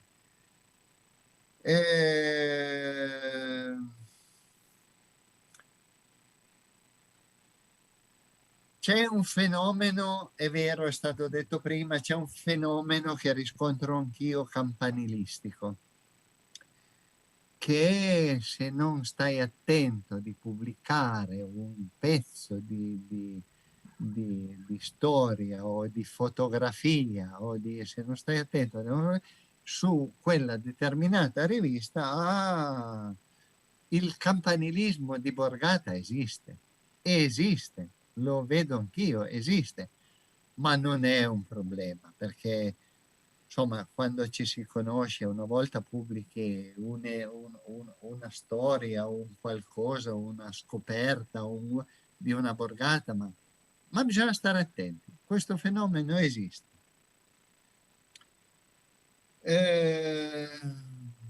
Noi ci avvaliamo finanziamenti, legge 482, sì, ci sono, non sono molti, ma come sapete i finanziamenti 482 sono molto ben canalizzati, ed è giusto, sulla salvaguardia della parlata locale. E qui è un altro problema. Quanti sanno, mi rivolgo ai giovani ma anche agli anziani, quanti sanno, per poter usufruire di questo finanziamento, scrivere e leggere nei nostri patois? Quanti? Io ho avuto esperienza in passato, in questi tanti anni in cui sono in Valado, di scrivere sì nel mio patois di Pragelato, ma dovevo stare attento di scrivere anche l'italiano, ma non perché qualcuno dall'esterno che non conosce la lingua era interessato all'argomento, ma perché se tu le scrivi solo in patois, la maggior parte della gente non lo legge nemmeno. perché non è capace, perché non lo conosce, perché non lo sa. Quindi qui è un problema culturale che ci portiamo dietro da tanti anni. Il fallimento, secondo me, della legge 482, e non dovevano essere sperperati i quattrini a destra manca, perché questo nostro lavoro, a mio giudizio, è solo, a parte il rimborso spese, ma è solo ed esclusivamente di tipo volontario, cioè devono essere solo volontari. La 482 ha fallito perché doveva essere mirata all'insegnamento nelle scuole. Allora lì sì, insegnare ai nostri ragazzi residenti nelle nostre borgate, nelle nostre scuole, la parlata locale. Poi imparata una parlata, un localismo, non hai problemi a confrontarti con qualcun altro, ma intanto la impari, intanto cresci, intanto... perché ormai le famiglie, purtroppo anche i miei coetanei, ma anche molte famiglie, non l'hanno più recepito dai genitori. Qui è passata quasi una generazione che non ha più parlato patois. Parlo della mia realtà, non so se ci sono anche altre realtà.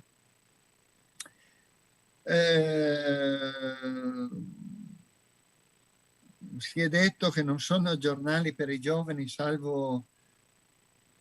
ed è vero, non voglio ripetermi, ma la carta stampata ormai va a finire. Preferirei, perché la gioventù, è giusto che sia così, la gioventù è tutta incanalata sull'aspetto telematico, quindi non facciamo, dobbiamo cercare, ed è questo un po' il difficile, cercare di mantenere per i nostri anziani, che sono ancora i più affezionati, mantenere il cartaceo, perché l'anziano non è capace ad andare su internet a vedere un sito, e quindi gli fa molto piacere ricevere il giornale a casa, che gli arriva tramite incaricato locale, che fa 2 parole, che gli chiede come sta. Insomma, è anche un po' la missione del, se vogliamo, mantenere un po' di rapporti.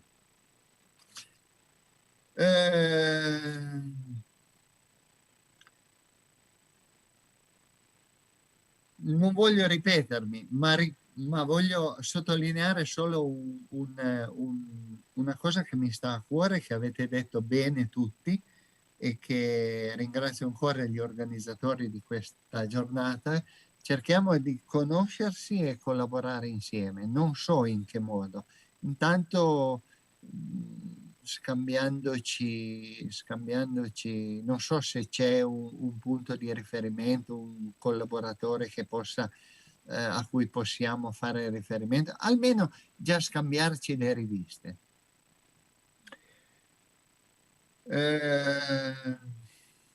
Renzo, volevo prendere spunto da questa cosa che dici per i contatti, perché abbiamo fatto scorrere, voi non siete qui in sala, ma abbiamo fatto scorrere una sorta di piccola tabella, in modo che ciascuno potesse indicare una mail, un numero di riferimento, e se siete d'accordo tutti qui in sala e a casa potremmo alla fine lunedì fare una mail collettiva in cui scambiarci comunque gli indirizzi con i contatti.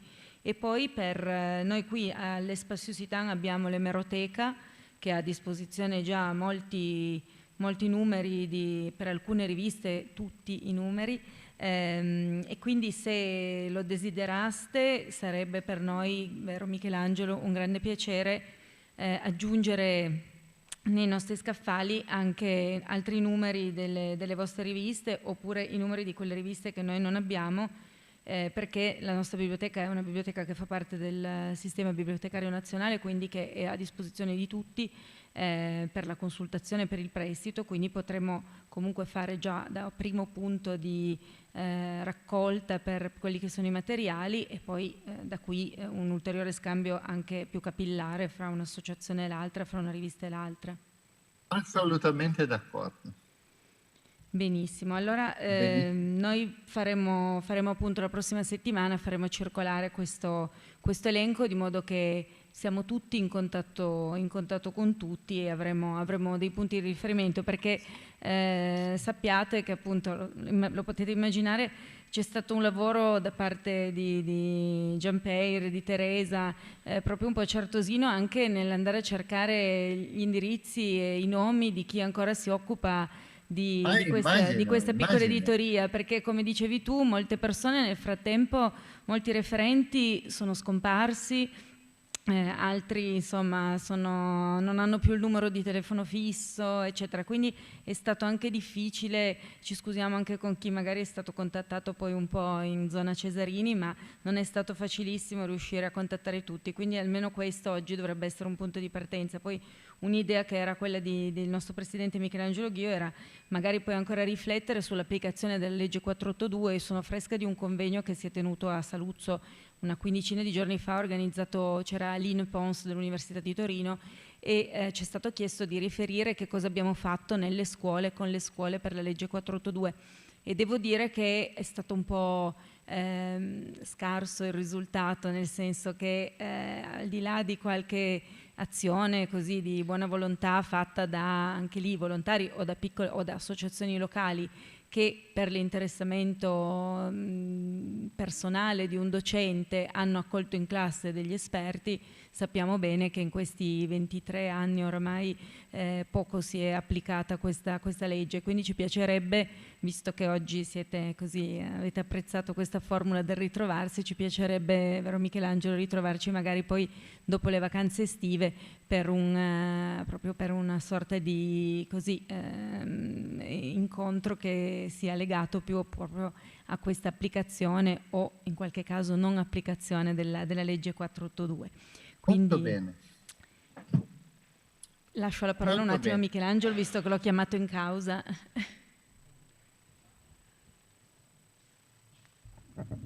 Dico subito una cosa a riguardo. Uno dei problemi proprio per questo settore di applicazione, secondo me, tornando al discorso del campanilismo, ma non vorrei chiamarlo campanilismo, ma credo che i soggetti abilitati beneficiari dei fondi sono o gli enti pubblici o le università, le scuole, ma non esiste di nuovo lì un collegamento. Nessuno, secondo me, come ente singolo è in grado di mettere in moto un meccanismo del genere. Nessuno di quelli che adesso partecipano a richiedere i fondi, Unione Montane o comuni, pensa di poter mettere in moto un meccanismo di insegnamento scolastico. Se non c'è anche lì una rete per cui col mondo universitario, col mondo associativo che può mettere a disposizione i materiali e con gli enti pubblici che beneficiano dei fondi, per cui si individuano delle linee comuni, per cui tutti quelli che partecipano dicono ok, un pezzo dei fondi li destiniamo a fare questo,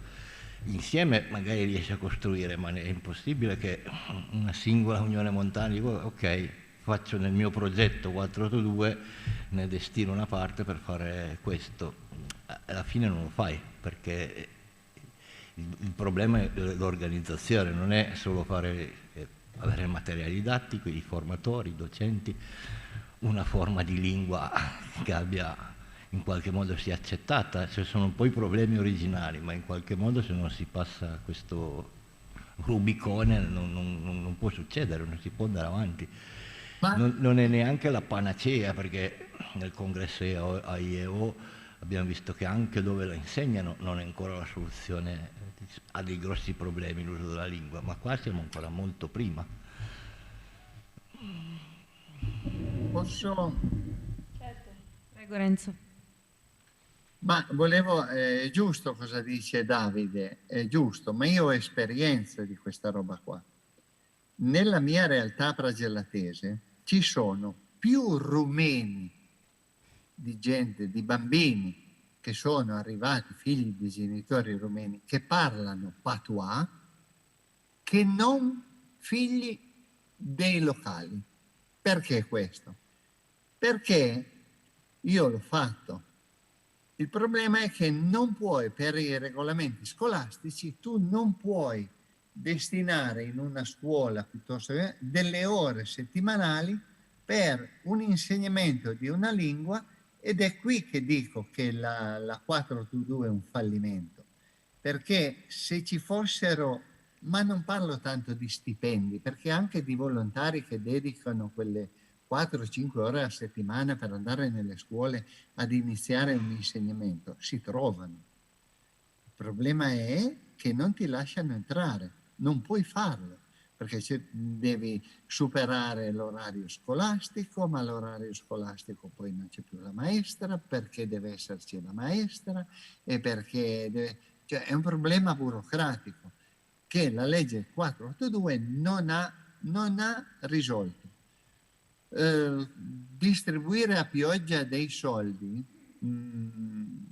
sì, può servire per i rimborsi spese, ma non certo per un lavoro di volontariato.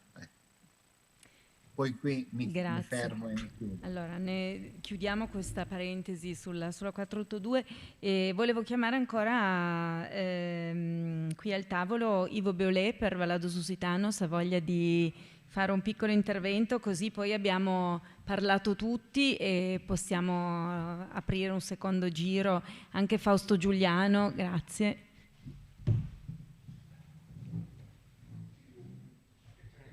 Guarda, io mi sposto, vieni Fausto. No. Vieni Fausto, vieni qua.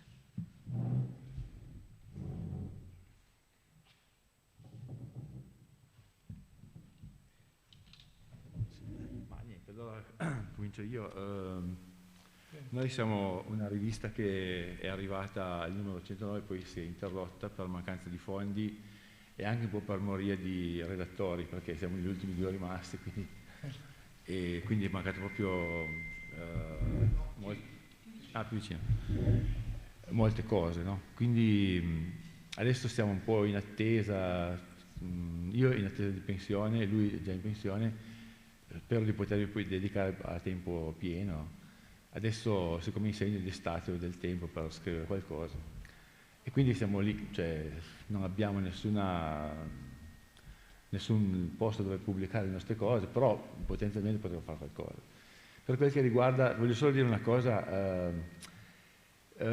secondo me c'è il discorso della fine dell'Occitano, che non viene ripreso, cioè secondo me è un po' un nostro dovere più che altro, perché è un po' come il mantenimento della biodiversità, una lingua non può morire, cioè tutte le lingue di questo mondo non possono e non devono morire, pena forse dei guai grossi secondo me, quindi noi dovremmo cercare di fare il più possibile per difendere l'occitano come il guarani, come che ne so, il cantonese o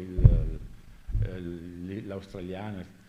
E quindi no, poi l'ultima cosa che voglio dire è guardiamo un po' la situazione francese, che una volta ci guardavano con invidia perché qua parlavamo ancora l'occitano, eccetera. Adesso loro lo insegnano, sono molto vivi come associazioni, hanno dei giornali mensili, dovremmo un po' cercare di ispirarci, no? Anche pensare poi di insegnare l'occitano, così. Non è poi tutto perso, certo dobbiamo cercare di unirci e di tutti assieme fare qualcosa. Così. Sì, noi avevamo anche intenzione forse di uscire qualche volta con delle pubblicazioni che si potevano leggere su internet, su un sito, no? Poi non ne abbiamo fatta neanche una, però in teoria avevamo pensato a quello, quando c'è stata la chiusura che cartaceo non usciva più, che è avvenuto nel 2018. Per quanto riguarda il materiale, io ad esempio, non so se Spazio Lusitano ha un luogo, un sito, uno scaffale dove tenere le registrazioni dei dialetti dei paesi, no? Io ad esempio parlo di Boves, ho una serie di cassette, oramai forse non sono più neanche, però una buona parte l'avevo trasferita su CD, dove c'è un dialetto che oramai se lo fai sentire ai giovani non lo capiscono più, no? Solo che ho paura che anche queste cose qui vadano a perdere, perché non so i CD che durata possono avere, se anche loro come le cassette dopo un po' di anni... Sì, un po' di più, dipende dalla qualità del CD. Cioè. Un supporto, non c'è un supporto più... che possa durare nel tempo, come il web, cioè il cloud. Comunque sono tutte cose che sarebbe opportuno pensare di mettere in atto, no? Io ad esempio tutto il mio materiale potrei darlo una copia, anche tanto stai poco a farlo. Un'altra cosa che mi piacerebbe è un sito, non so, Spazio Lusitano, dove ci siano le riviste, l'Utile Nouvelle, l'Aldo Lusitano, in PDF, di modo che se uno cerca una cosa che è uscita nel 1988 che riguarda l'orso, lo trovi, no? Se no devi correre a cercarlo in una biblioteca, magari non ce l'hanno, vai di qui. Queste qui sono cose che si potrebbero forse fare. Certo che non è un lavoro da niente, è un lavorone, no? Scannerizzare, non so se si può fare in altri sistemi, però sarebbe una cosa già molto, molto importante quella. Non so se esempio di Chico. E tu? Ma se si tratta solo di trovare degli scaffali, noi li troviamo, quindi accogliamo il materiale. volentieri. Penso che come me ce n'è tanti che hanno delle registrazioni che sono oramai delle cose storiche, no? Che non puoi più perché la gente non c'è più. Chi parlava così non ci sono più e nessuno parla più così.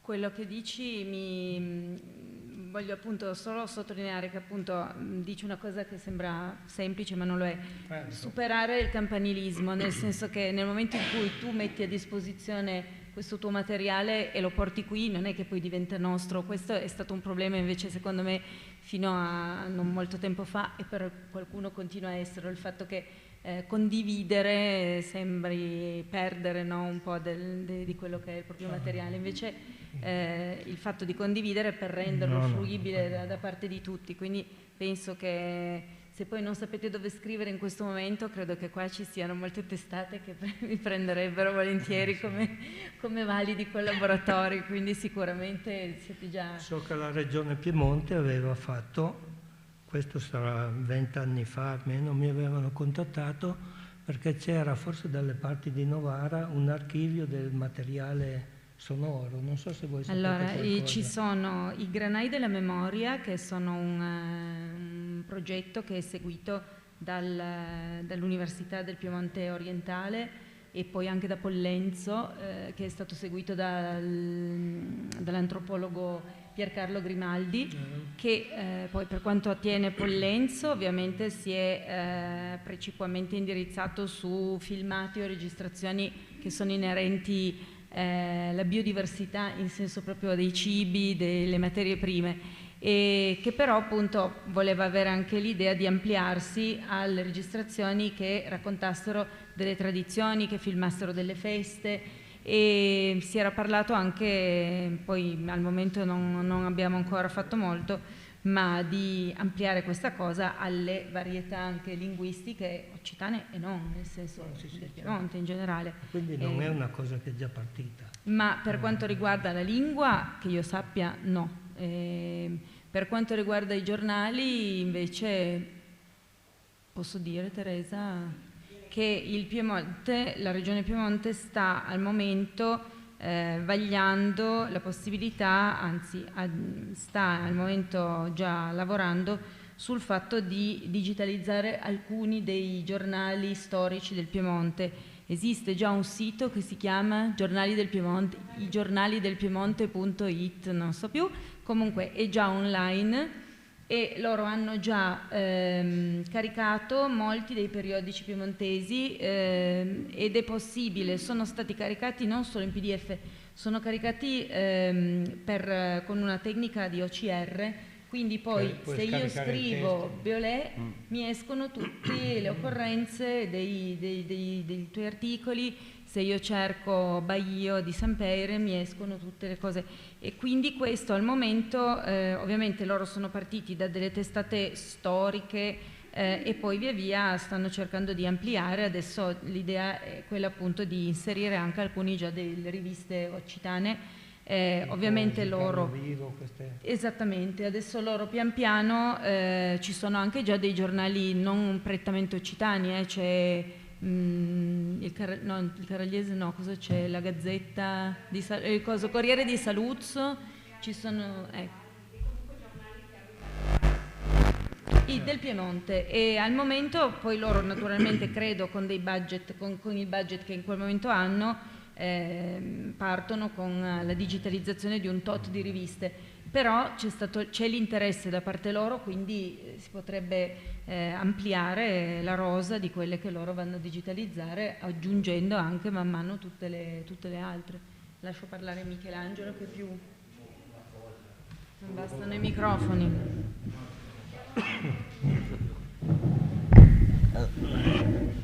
Sì, noi per motivi diversi abbiamo avuto qua dei contatti con i funzionari della Regione che ci hanno offerto questa possibilità di entrare in questo sistema, e l'inizio è stato proprio con Lusitano Vivo e con Nuove Tempi. Ci siamo incontrati per vedere come fare e non fare.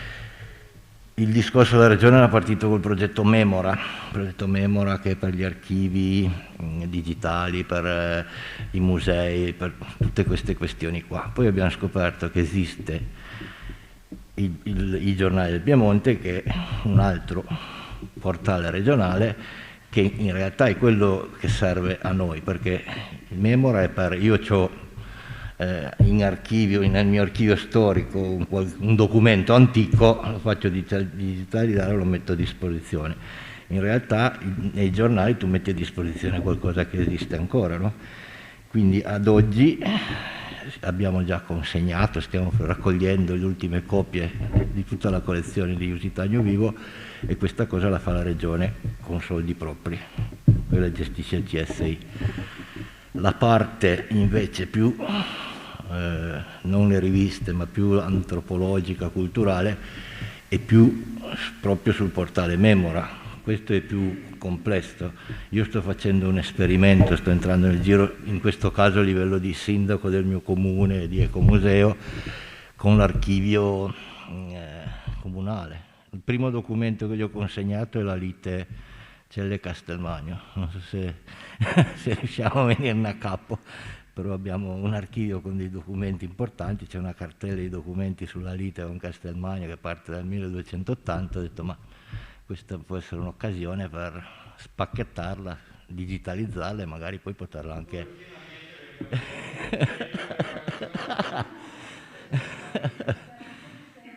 non è ancora risolta, ci sono ancora una serie di...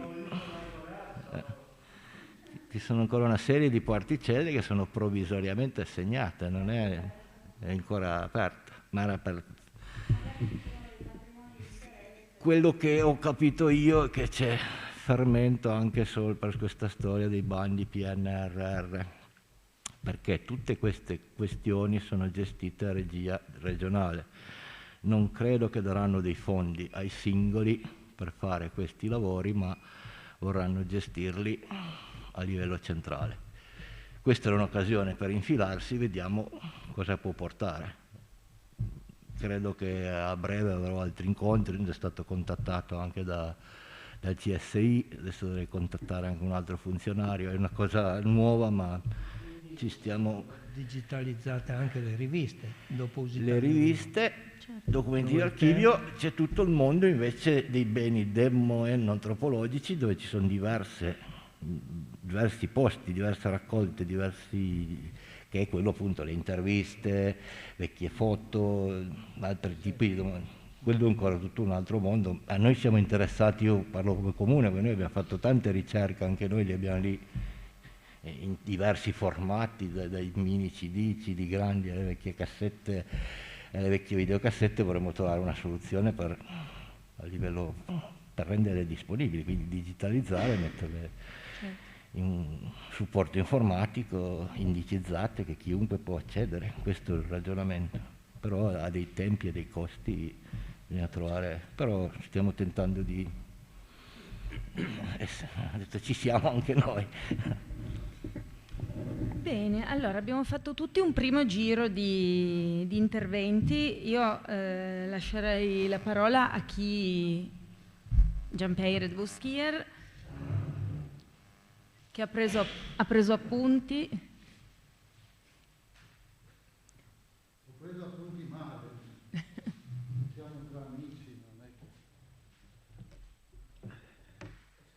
Mi riallaccio un po' all'ultimo intervento di Fausto Giuliano. Gabo la mascherina, vai su. Sì, giusto. Cioè, il nostro lavoro consiste sia nella diffusione di notizie, sia nello stimolare la vita culturale, nel fare delle produzioni nuove, culturali, ma sia anche nel tramandare la memoria di quel che c'è. E tramandare la memoria, il modo migliore sarebbe scolpire sulla pietra, ma è molto lento. Se usate la pergamena va già un po' meglio, ma la carta non dura molto. Qualche secolo può durare, soprattutto quella di buona qualità. Internet è un grande sistema per lavorare, un grande mezzo di lavoro, è un pessimo modo per conservare.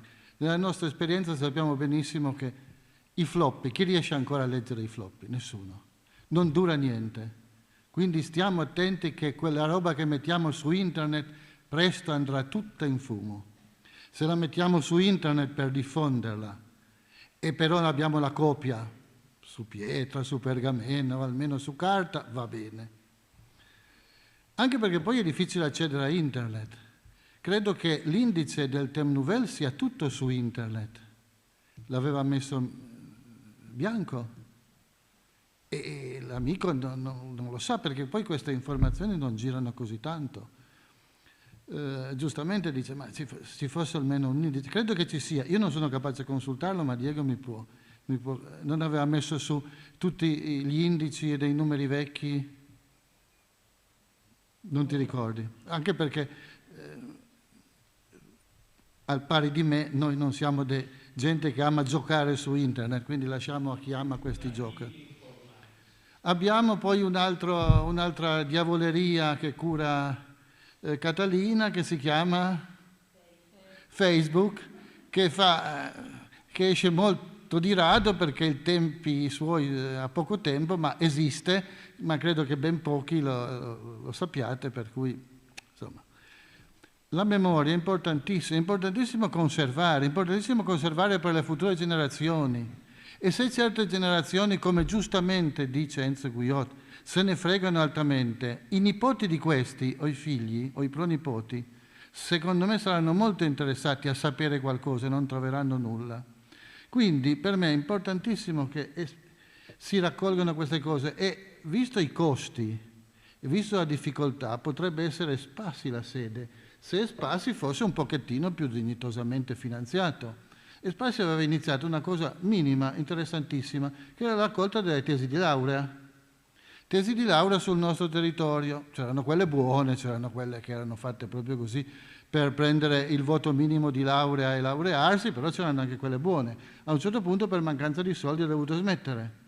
Ecco, questo sarebbe il minimo, ma allo stesso modo sul materiale sonoro bisognerebbe che a Spassi ci fosse un centro dove si può sentire dal disco a 78 giri perché c'è un giradischi apposta che funziona, e si possono leggere i floppy, si possono leggere e si possono trasformare, perché l'unico modo per conservare sarà man mano di trasformare. I floppy non funzionano più, trasferiamo quello che è su floppy in CD. Quando i CD non funzioneranno più ci sarà un mezzo nuovo e useremo il mezzo nuovo. Non c'è altro sistema. No, ma funzionare funzionano ancora, ma il destino sembra quello. Benissimo. E secondo me, poi l'altro aspetto è quello del territorio. Le valli occitane hanno bisogno di avere un centro, o se volete più centri, loro. Non Torino e non il Piemonte orientale. Va benissimo una coppia Torino, va benissimo un Piemonte orientale. Casomai mi fiderei di più di Roma. Se leggerete l'articolo di fondo che ho scritto sul Thème Nouvelle vedrete come la penso. Casomai meglio Roma. Di Torino non mi fido. Se volete trovare le vecchie registrazioni di musica occitana, dove dovete andare? A Bellinzona, perché grazie a Dio gli svizzeri conservano l'archivio Lady, la consultazione è gratis, le copie un po' meno, ma lassù trovate un sacco di roba delle nostre valli. Ci sono stato, parlo di una esperienza diretta. E perché Lady agli eredi Lady hanno dato il grande archivio Lady, che Lady e Carpitella sono i due grandi studiosi di entomologia italiani? Perché l'hanno dato a Bellinzona? Perché la Svizzera conserva tutto seriamente. In Piemonte c'era un certo Luca, che io conoscevo appena di vista, che non mi ispirava neanche simpatia, forse voi lo conoscevate meglio, che riusciva a prendere un sacco di finanziamenti pubblici, che era molto ammanicato, che aveva fatto una grandissima collezione però di musiche. C'era della gente che lavorava a tempo parziale o forse a tempo pieno in questo centro. Dove è finito? Ne sapete qualcosa? Lui è morto, ma il materiale sarà in qualche scantinato. Finisce tutto. Quindi se vogliamo fare qualcosa di serio, lo facciamo a Spassi. Se Spassi non vi piace, lo facciamo a Spassi, a Lavalado, a Borgo San Dalmazzo, dove volete, 3 copie, 10 copie, ma deve essere gestito da noi, se no non c'è speranza. Sprechiamo l'energia, questo è il mio avviso. E bisogna pretendere che i soldi arrivino a Spassi, che Spassi abbia i mezzi, i soldi per pagare gli operatori, insomma quello che ci va, e anche i mezzi tecnici, appunto, un'attrezzatura tecnica. Questo è un piccolo settore, ma è un discorso che è uscito alla fine, quello che è la memoria, conservare la memoria. E a me sembra uno dei lavori che facciamo, non è l'unico, ma visto che non se n'era parlato prima, volevo dirvi come la penso. E invece l'altro argomento che però non ho sentito sviluppare da nessuno è perché noi a 18 anni ci siamo innamorati della rinascita della cultura occitana, ci siamo sentiti, prima ci dicevano che insomma questi montanari che parlavano male, che vestivano male, che erano... e poi è nata una certa fierezza, abbiamo deciso, abbiamo cambiato la nostra vita, c'era chi è nato fuori e ha deciso di tornare a vivere in montagna, insomma è diventata una filosofia di vita, ci siamo innamorati delle nostre valli, della nostra cultura, della nostra gente, e perché ai giovani non gliene frega niente. Non è vero che a tutti i giovani non ne frega niente, non è vero, ma è vero che a molti giovani non gliene frega niente. E perché? E questo vorrei, se qualcuno ha delle idee... Io ho una piccola idea, ma non vorrei dirla prima, vorrei sentire le vostre, grazie.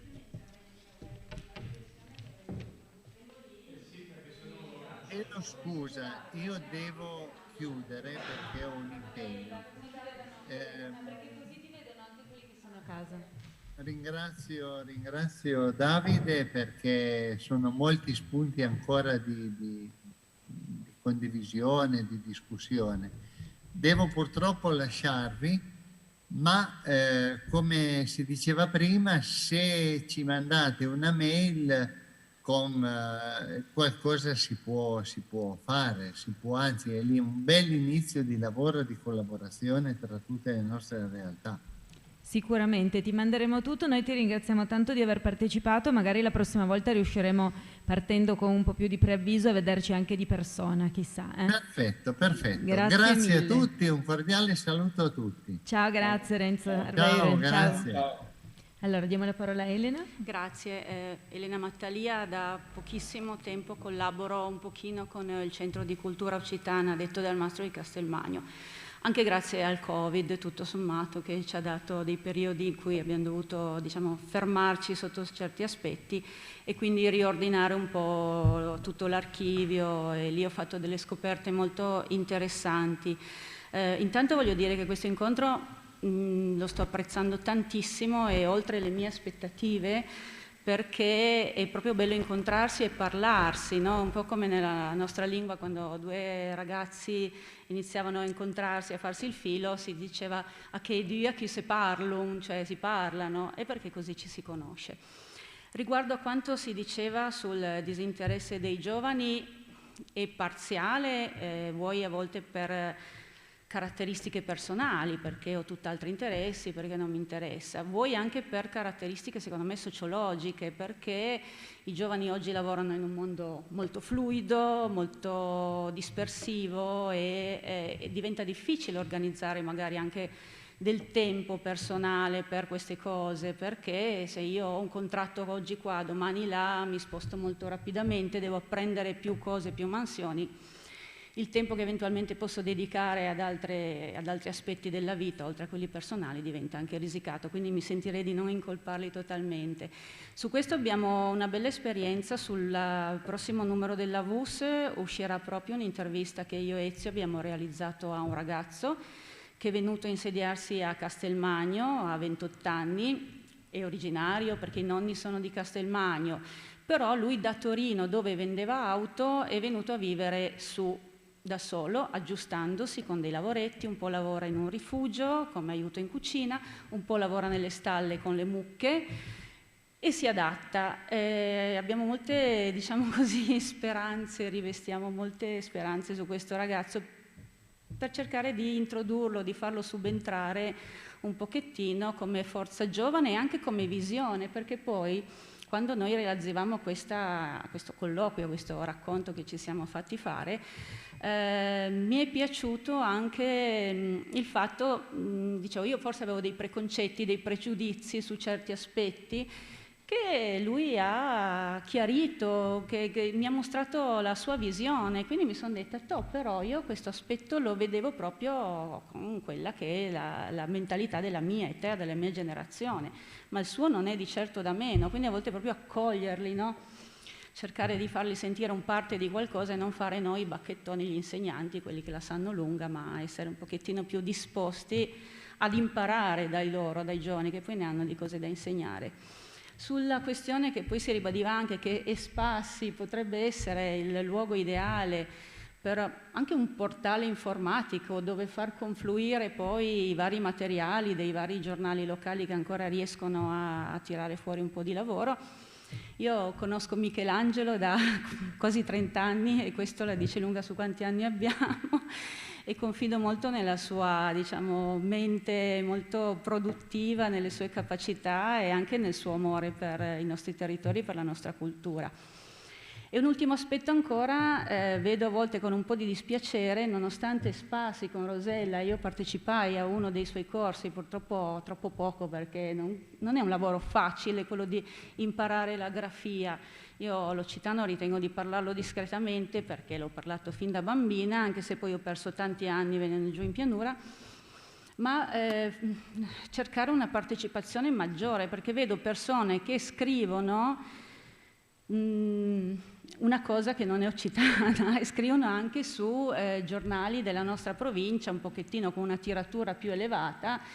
Per me è un grosso danno questo, perché quando tu fai un occitano completamente snaturato, che alla fine non sai più neanche cos'è, cioè un italianizzare, però poi chi la legge sì che magari non ha difficoltà se non conosce la lingua occitana, però pensa che quello sia l'occitano, quello non è l'occitano, quindi spererei che questi corsi abbiano ancora più, fare in maniera che abbiano più attrattiva, convincere queste persone a frequentarli e sperare che ne esca un lavoro, diciamo, utile per tutti, per la divulgazione, per la conoscenza.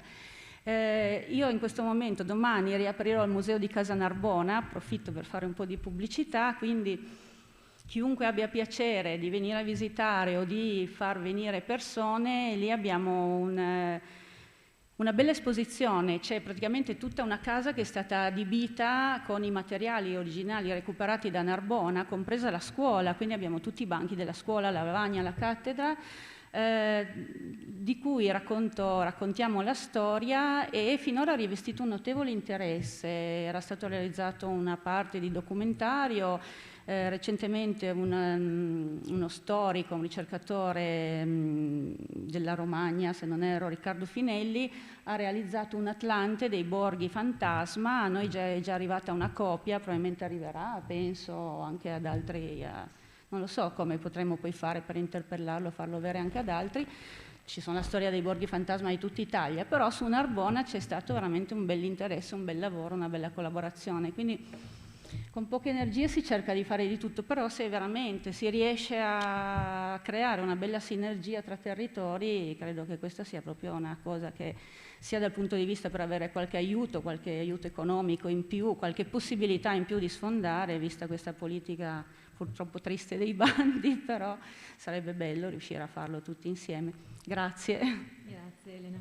C'era Dino Matteodo che voleva intervenire.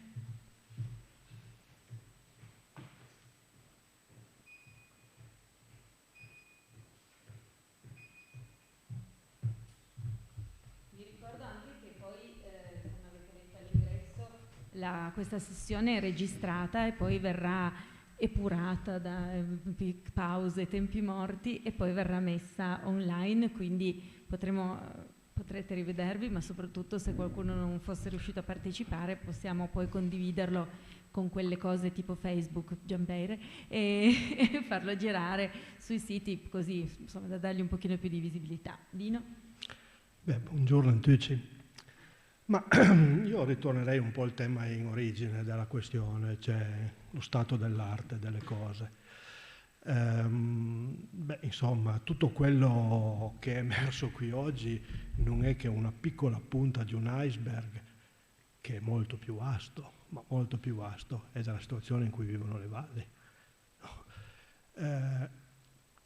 Facevo un po' mente locale ai vari interventi di oggi quando sono nate da Lavalado al Caragliese, al Drago, poi a tutte le altre riviste, sono nate tutte in un periodo in cui c'era una tensione di prospettiva che oggi non esiste. Oggi non esiste più tutto questo.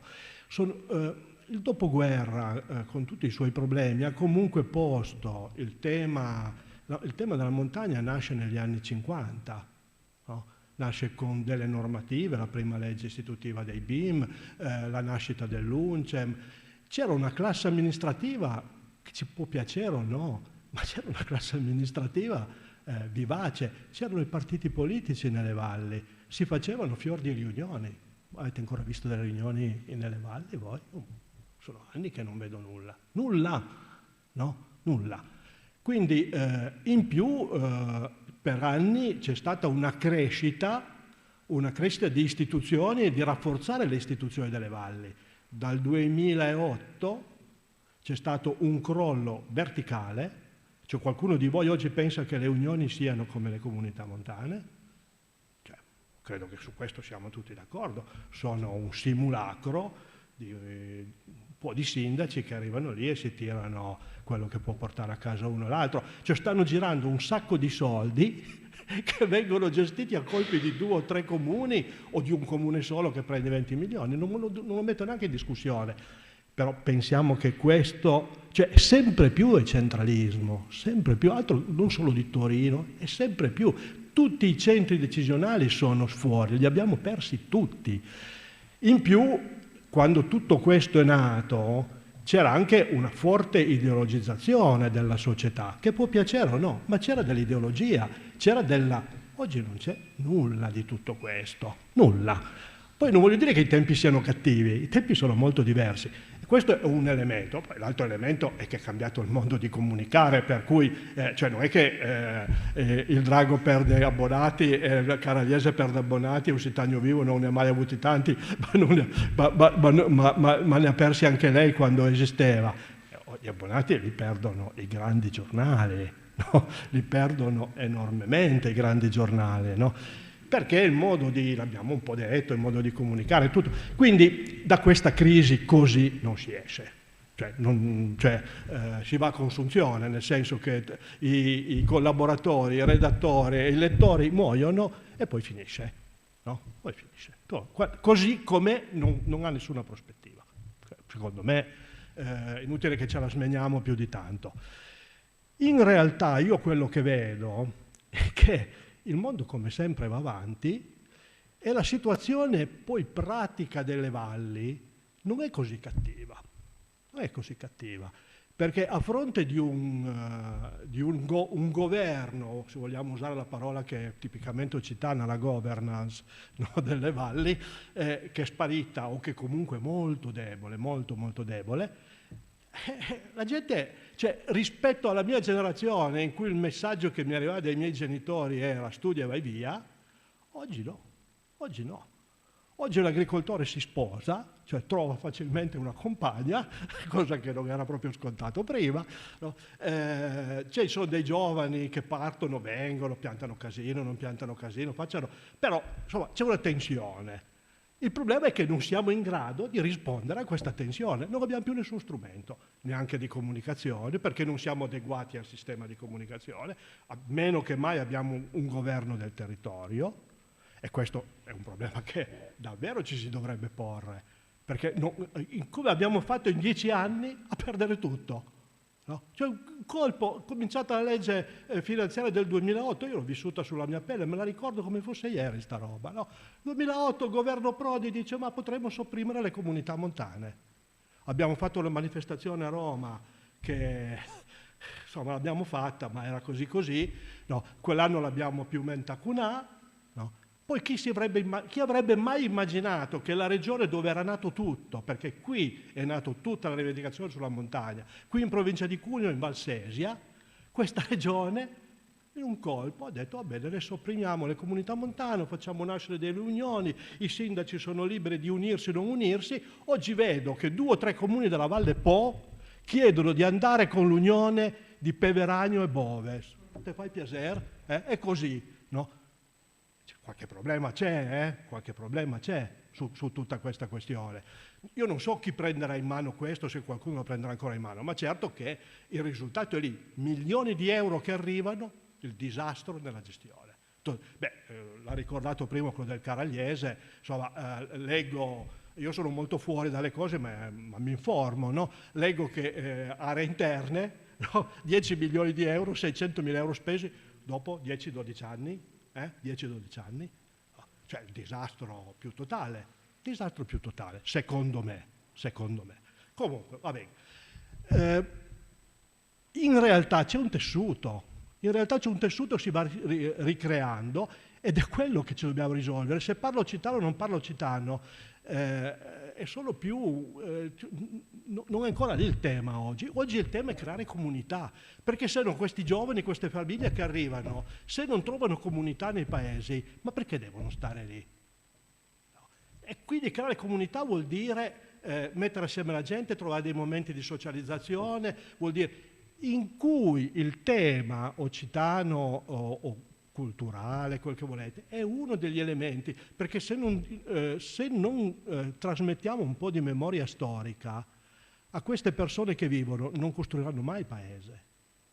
E questo non è una cosa in cui c'è una ricetta, secondo me, si gioca posto per posto. Sarebbe la prima cosa che gli amministratori probabilmente dovrebbero mettersi in testa, perché io quando vedo, vado sul concreto, quando vedo che il comune di Bellino, no?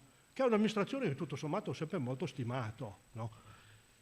Ha fatto degli investimenti pazzeschi, ha trasformato il comune, lastricato di pietra, ha tolto i fili, ha fatto milioni di euro di investimenti prendendo finanziamenti europei, poi quando deve mettere 2.000 euro per mantenere la scuola, per cofinanziare la pluriclasse della scuola di San Pere, che se non la finanzi chiude e la prima scuola è Venasca, dice ma io di bambini non ne ho, perché devo mettere i soldi?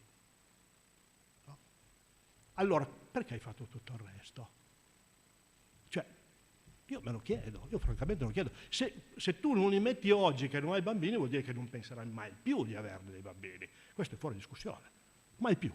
No? Allora hai fatto il museo.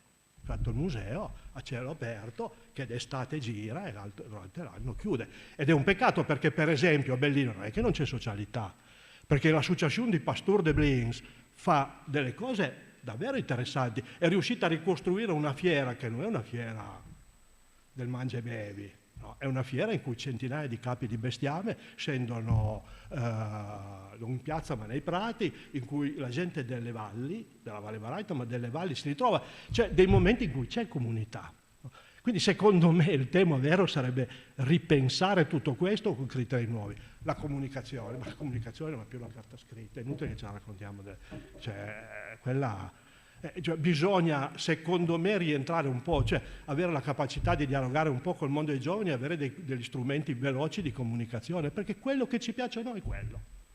Poi sono delle porcherie, cioè vai su Facebook e c'è di tutto, chi racconta il mal di pancia, chi fa la foto del gelato che ha mangiato, non lo so, però ci sono anche delle cose interessanti a volte, no? Ci sono anche delle cose interessanti che ogni tanto vale la pena di vedere, e comunque molti comunicano così, poi altri comunicano con Instagram, non lo so, io non è il mio mestiere, non lo so. Tutto questo però non impedisce di affrontare il tema che Giampiero sollevava prima, cioè quello della conservazione della memoria, che qui in qualche modo è emerso, no?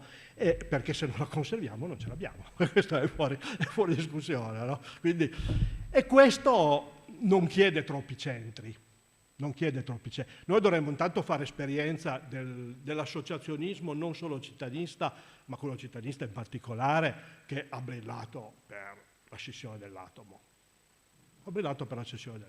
Hanno fatto dei lavori magnifici, ma hanno brillato per la scissione dell'atomo. Dopodiché, quando è finito di scindere l'atomo, arrivi a consunzione, no? Per cui io in questo momento, se dovessi dire, ma è chiaro che Spassi è il solo territorio in comune che abbiamo, è solo su questo tema, no? Ma sul tema anche di avere un appoggio per fare comunità. Io questo vedo, no? Cioè, visto, poi non lo so, a me capita spesso di dialogare con dei giovani perché cerco di stare nell'ambiente, mi rendo conto che non sanno quasi nulla, ma non è vero che non sono interessati, non è mica vero che non sono interessati. Il problema è che non glielo puoi proporre come lo studio scientifico, devi dargli, perché anche ai nostri tempi, cioè, non raccontiamoci balle, quanti eravamo a fare queste cose? Catrecciato. No? Cioè, non è che i miei compagni di prassi, no, della Valle Baraita correvano tutti a informarsi sulla questione città, dai, qualcuno di noi aveva questo tipo di sensibilità e l'ha fatto, no? Per cui non pretendiamo quello che non c'è, però secondo me si dovrebbe probabilmente vedere, io poi non lo so qual è il futuro di Spassi, perché anche Spassi ha le sue fragilità istituzionale, no? Nel senso che oggi è in mano a un'unione montana, perché di fatto è così, no? Che se esiste, che ha voglia di garantirlo, lo garantisce, ma se il giorno gli gira le balle, posso dire, lo chiude ed è tutto finito. Però dove andiamo da un'altra parte? Non andiamo mica da nessun'altra parte. Quando l'avevamo pensato, perché l'avevamo pensato, no, questa roba qui, cosa pensavamo? Pensavamo di avere un centro, non 30. Poi ciascuno si fa la sua cosa, ma va bene, no? Cioè, figuriamoci, ma avere almeno un centro di riferimento in cui non le puoi mettere da tutte le parti le cose, ma le metti in un posto.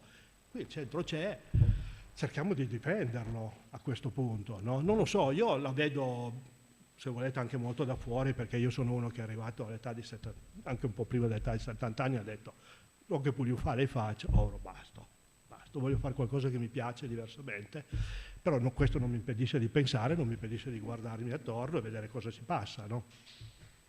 E quindi, secondo me, è un po' lì la questione. Pensare di difenderci in trincea quello che abbiamo è impensabile, secondo me. Tutto questo viene spazzato via, ecco. Grazie, Dino. C'è qualche altro? Catalino, vieni. Prego. Catalino Boschero, dello Sulestrei, insegnante. Buongiorno Monde. Mi sento un attimo presa in causa e vorrei dirvi 2 parole. Ci sono delle cose belle e delle cose brutte sul futuro che ci aspetta. Parlo come giovane della valle, non così tanto cresciuta in valle, parlo come neoinsegnante da 2 anni, vi racconto qualche esperienza sperando di darvi qualche idea. parlo un po', come dire, un po' come sognatrice, per cui vi faccio delle proposte, ma non so se a livello amministrativo, politico, economico siano effettivamente realizzabili. Concordo per una volta sulle idee di mio padre, Giampiero Boschero. Lui dice il futuro non è, almeno dal punto di vista linguistico-culturale, non è la generazione che segue la vostra, secondo me. Credo che ci sia speranza nei nipoti. I figli difficilmente seguono quello che vogliono i genitori, i nipotini impazziscono per i nipoti. A questo punto io ho una domanda. Quanti di voi hanno dei nipoti? Non ancora? Avranno voglia di seguire i nonni. Io l'anno scorso ho avuto la fortuna sfacciata di insegnare un anno a Stroppo. Sono un'insegnante precaria, quindi l'anno scorso ero a Stroppo, quest'anno sono a Busca, sono due realtà molto diverse. Se vogliamo, come dire, penetrare nel mondo della scuola e arrivare ai giovani attraverso la scuola, può essere possibile ma è difficile. Perché? Perché se io sono un giovane interessato e un giovane che sa scrivere a nostro modo, per quanto non mi ci applichi sempre, un anno sono qui, un anno sono là. Ora, secondo me manca una base nostra di insegnanti. Diego, correggimi se sbaglio. Ti è mai capitato di ricevere come proposta di corso di aggiornamento? Noi ogni anno dobbiamo fare dei corsi di aggiornamento. Ti è mai arrivata una proposta sulle minoranze linguistiche? No. Perché? Non lo so. Però noi come insegnanti possiamo fare tanto. L'anno scorso io essendo il primo anno, ho detto osserviamo i colleghi cosa fanno. Vediamo il mondo come funziona. A un certo punto, ero in una il secondo anno di scuole medie, si affrontano le origini della letteratura italiana. Dante, Jacopo da Lentini, i siciliani, si può fare un passo indietro, si può parlare dei trovatori. Parlando dei trovatori, io ho avuto la fortuna un po' di crescere con nomi come i vostri. Infatti scusate l'emozione, ma tanti di voi li ho sempre sentiti nominare, non li ho mai visti e questa è la prima occasione.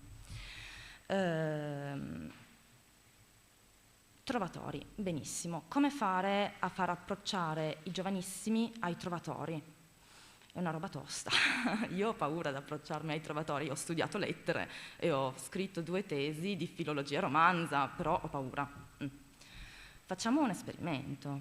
Ho dato loro un testo e gli ho detto leggetelo. Non sono tutti occitanofoni, c'è qualche piemontesofono, c'è qualcuno che non parla niente, ci sono locutori attivi, cioè che parlano, ci sono locutori passivi, cioè che capiscono ma non parlano. Avevo anche alcuni che non parlavano né piemontese né occitano. Dato loro il testo, loro hanno uno strumento che noi sottovalutiamo. A scuola si insegna il francese. Ora, non mi si venga a dire che imparare a scrivere una lingua diversa è impossibile. È difficile scrivere francese, però si fa. Lo fanno dei ragazzini di 11, 12 e 13 anni. Ho dato loro da leggere questo testo.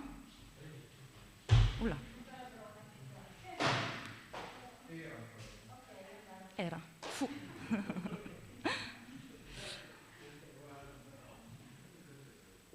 Ho dato loro da leggere questo testo e non ho detto cos'era, perché se uno dice la parola trovatore, il trovatore è una parola che spaventa, ma ve lo dico per i giovanissimi, ma vale anche per la mia generazione, no? Dico trovatore, oh mamma mia. Io do il testo e dico, ok, cosa capite di questo testo? Loro masticando un po' di francese, qualcuno masticando un po' di occitano, hanno capito un testo del 1200, in un occitano che non è il loro. Si sono messi tutti assieme, è stato molto bello. Alla fine gli ho detto loro, sapete, questo scritto è di un trovatore di quel posto là, Dante poi ci si è ispirato, ha scritto la Divina Commedia, ma ci par poco la Divina Commedia. Questo inizio anno pensavo fosse finita lì. A un certo punto, Jacopo da Lentini, bisogna fare il sonetto. Va bene, insegniamo a scrivere un sonetto, glielo insegno in italiano. Vacanze di Natale, come compito per gennaio scrivete un sonetto. Torno dalle vacanze di Natale, colloquio con un genitore di uno dei miei ragazzini più occitanofoni che mi dice: professoressa, c'è stato un problema con questo sonetto perché questo mio figlio voleva scriverlo a nostro modo, no? E poi voleva scriverlo sulla falciatrice, perché a Natale gli abbiamo regalato una falciatrice, no? E invece io gli ho detto: ma senti, non ha senso, porti alla prova di italiano questa roba sulla falciatrice a nostro modo, no? Fallo sulla guerra. Io ho letto questo bellissimo sonetto scritto perfettamente sulla guerra. Sì, è importante, ma lui, 12 anni, non aveva voglia di parlare della guerra. Lui aveva voglia di parlare della falciatrice, aveva voglia di farlo a nostro modo. La generazione tra la vostra e la mia impedisce alla generazione successiva di scrivere a nostro modo ed esprimersi su cose che gli interessa. E sì, anche la falciatrice è una cosa interessante. Io sono una mosca bianca, gli ho detto: beh, lo scriva, io lo correggerò. Non l'ha scritto in italiano sulla falciatrice, ma è già un passo avanti. Lascio perdere. A un certo punto, durante l'anno, verso aprile, mi trovo davanti 4 ragazzine e mi chiedono: prof, possiamo parlarle? Sì. E mi hanno detto: senta, noi abbiamo fatto questo, io gli ho fatto intervistare i nonni su delle questioni riguardo al 25 aprile e mi hanno detto: ma noi vorremmo scrivere. Bene, che cosa? Le interviste che abbiamo fatto ai nostri nonni. E qui mi ricollego al discorso di prima sui nonni, no? Non hanno fatto le interviste ai genitori, le hanno fatte ai nonni. Si sono resi conto che queste registrazioni rimarranno loro per sempre, se le salviamo su dispositivi adeguati. L'audio non sappiamo fino a quando riusciremo a mantenerlo. L'ho scritto, come dicevamo prima, sulla pergamena, un po' sì. No, poi non sarà la pergamena, sarà un quaderno di seconda media conservato in soffitta, ma ci sarà. Mi hanno chiesto: prof, ci insegni a scrivere? Va bene. Abbiamo fatto i laboratori pomeridiani, noi professori abbiamo a settimana 1 ora da recuperare. Le ore a scuola non sono più di 1 ora, sono di 50 minuti. Questi 10 minuti che noi non facciamo in realtà ci vengono pagati, quindi ci chiedono di recuperarle. Chiedo permesso alla dirigente scolastica, i ragazzi mi hanno chiesto questo, cosa faccio? Non rispondo, me l'hanno chiesto loro, io volevo tenermene fuori, no? Bene, abbiamo fatto questo corso. Anche locutori non attivi ma solo passivi, entusiasti, felici, hanno rinunciato ad andare a partite di calcio, hanno rinunciato ad andare a prendere il gelato, hanno rinunciato alla pallapugno, che per loro è la cosa più bella del mondo, per venire qualche pomeriggio con me a imparare a scrivere a grafia a nostro modo. Ma non ci siamo fermati qua. Mi chiedevano: prof, ma noi questa cosa la diciamo così, mia nonna la dice così, ma lei come lo dice nella sua valle? Quindi non è vero che i giovani non sono interessati, è vero, alcuni sì, non sono interessati, io ho delle difficoltà con i miei coetanei. Poi in realtà ne approfitto per salutare Alessandro. Noi ci conosciamo perché ci trovavamo a Torino a ballare. Che cosa? Udite, udite, le danze occitane. Ci sono dei movimenti di giovani a Torino, e non solo, che spinge, che si approccia alla nostra cultura attraverso la musica e la danza. Voi prima dicevate, nessuno legge il nostro giornale se noi non pubblichiamo una foto, e una foto di concerto, e una foto in cui ci siano dei giovani. Ho una critica da fare su tutte e 3 le osservazioni. Sì, noi vogliamo una foto, perché noi vogliamo il mondo concreto e reale, e tante parole sono belle, ma vogliamo la sostanza, quindi voglio una foto in cui si veda questo che mi stai raccontando. Ed è anche un modo per approcciare. I colori piacciono a tutti, le foto piacciono a tutti. Dei nostri nonni noi torniamo a vedere le nostre foto. Io voglio quello, io voglio vedere com'era a Busca 60 anni fa, voglio una foto. Non mi basta che mi si descriva così o cos'ha, se c'è la foto è meglio. Vogliono i concerti? Sì, vogliamo i concerti. Se volete che ci avviciniamo a questo mondo dovete offrire dei concerti. Ora sarò un po' critica sulla mia valle.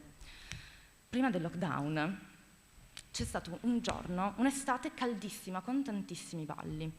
Un giorno, una sera, c'era un ballo a San Peire, molto grande, molto pubblicizzato, venivano i Lusseriol che qualcuno prima ha citato. Bene. E adesso sarò molto critica su di voi.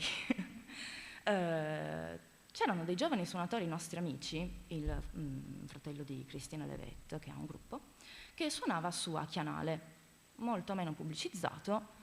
Noi giovani ballerini, noi con amici a Torino, nel resto del Piemonte e nel resto della provincia di Cuneo, abbiamo detto bene, abbiamo 2 concerti, a quale andiamo a ballare? Ai Lusseriol ci vanno i veci, ve lo dico male. Mi spiace che sia registrato, magari faccio fare brutta figura a qualcuno, ma ci metto la faccia e ce la metto volentieri. Noi siamo andati a Chianale. E più su? Sì. Ci vuole più benzina? Sì, adesso la benzina costa, ma noi andiamo lo stesso. Suonavano dei giovani e suonavano musica molto più tradizionale della vostra intesa dei Lusseriol. Al concerto dei Lusseriol abbiamo chiesto, è andata la vostra generazione, io sono molto contenta, è molto bello, è un modo per far comunità. Su a Chianale eravamo tutti giovani, mamma mia, incredibile, no? Però, come dire, basta offrire delle possibilità a volte. Sarebbe stato ancora più bello se ci fosse stato un ballo in cui fossero andate tutte le generazioni assieme, no? Questo sarebbe stato più di coinvolgimento e di comunicazione. Questo capita nella nostra piccola borgata, però siamo una realtà piccola.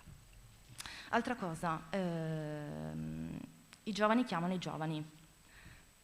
Io guardo Alessandro, noi ci siamo conosciuti ai balli e comunicavamo attraverso Facebook, poi forse siamo passati a WhatsApp, correggimi se sbaglio. Ci conosciamo lui e io, prima c'era anche Gabriele, e siamo un paio d'altri e ci conosciamo tra di noi. Però io Alessandro l'ho conosciuto per caso ed è una persona attiva, attivissima, lo ammiro un sacco. Io non riesco a fare le cose che fa lui. Io dovrei curare la pagina Facebook sulle Stray, non ci riesco. Come insegnante precaria ho un sacco di doveri burocratici a cui non riesco a star dietro perché sono agli inizi, un anno sono qua, un anno sono là, quindi tutte le volte dovrei imparare da capo, non riesco a condividere un articolo. È una cosa stupida, ma accendere il computer alle 11:30 di sera non ce la fai più. Ci siamo conosciuti per caso.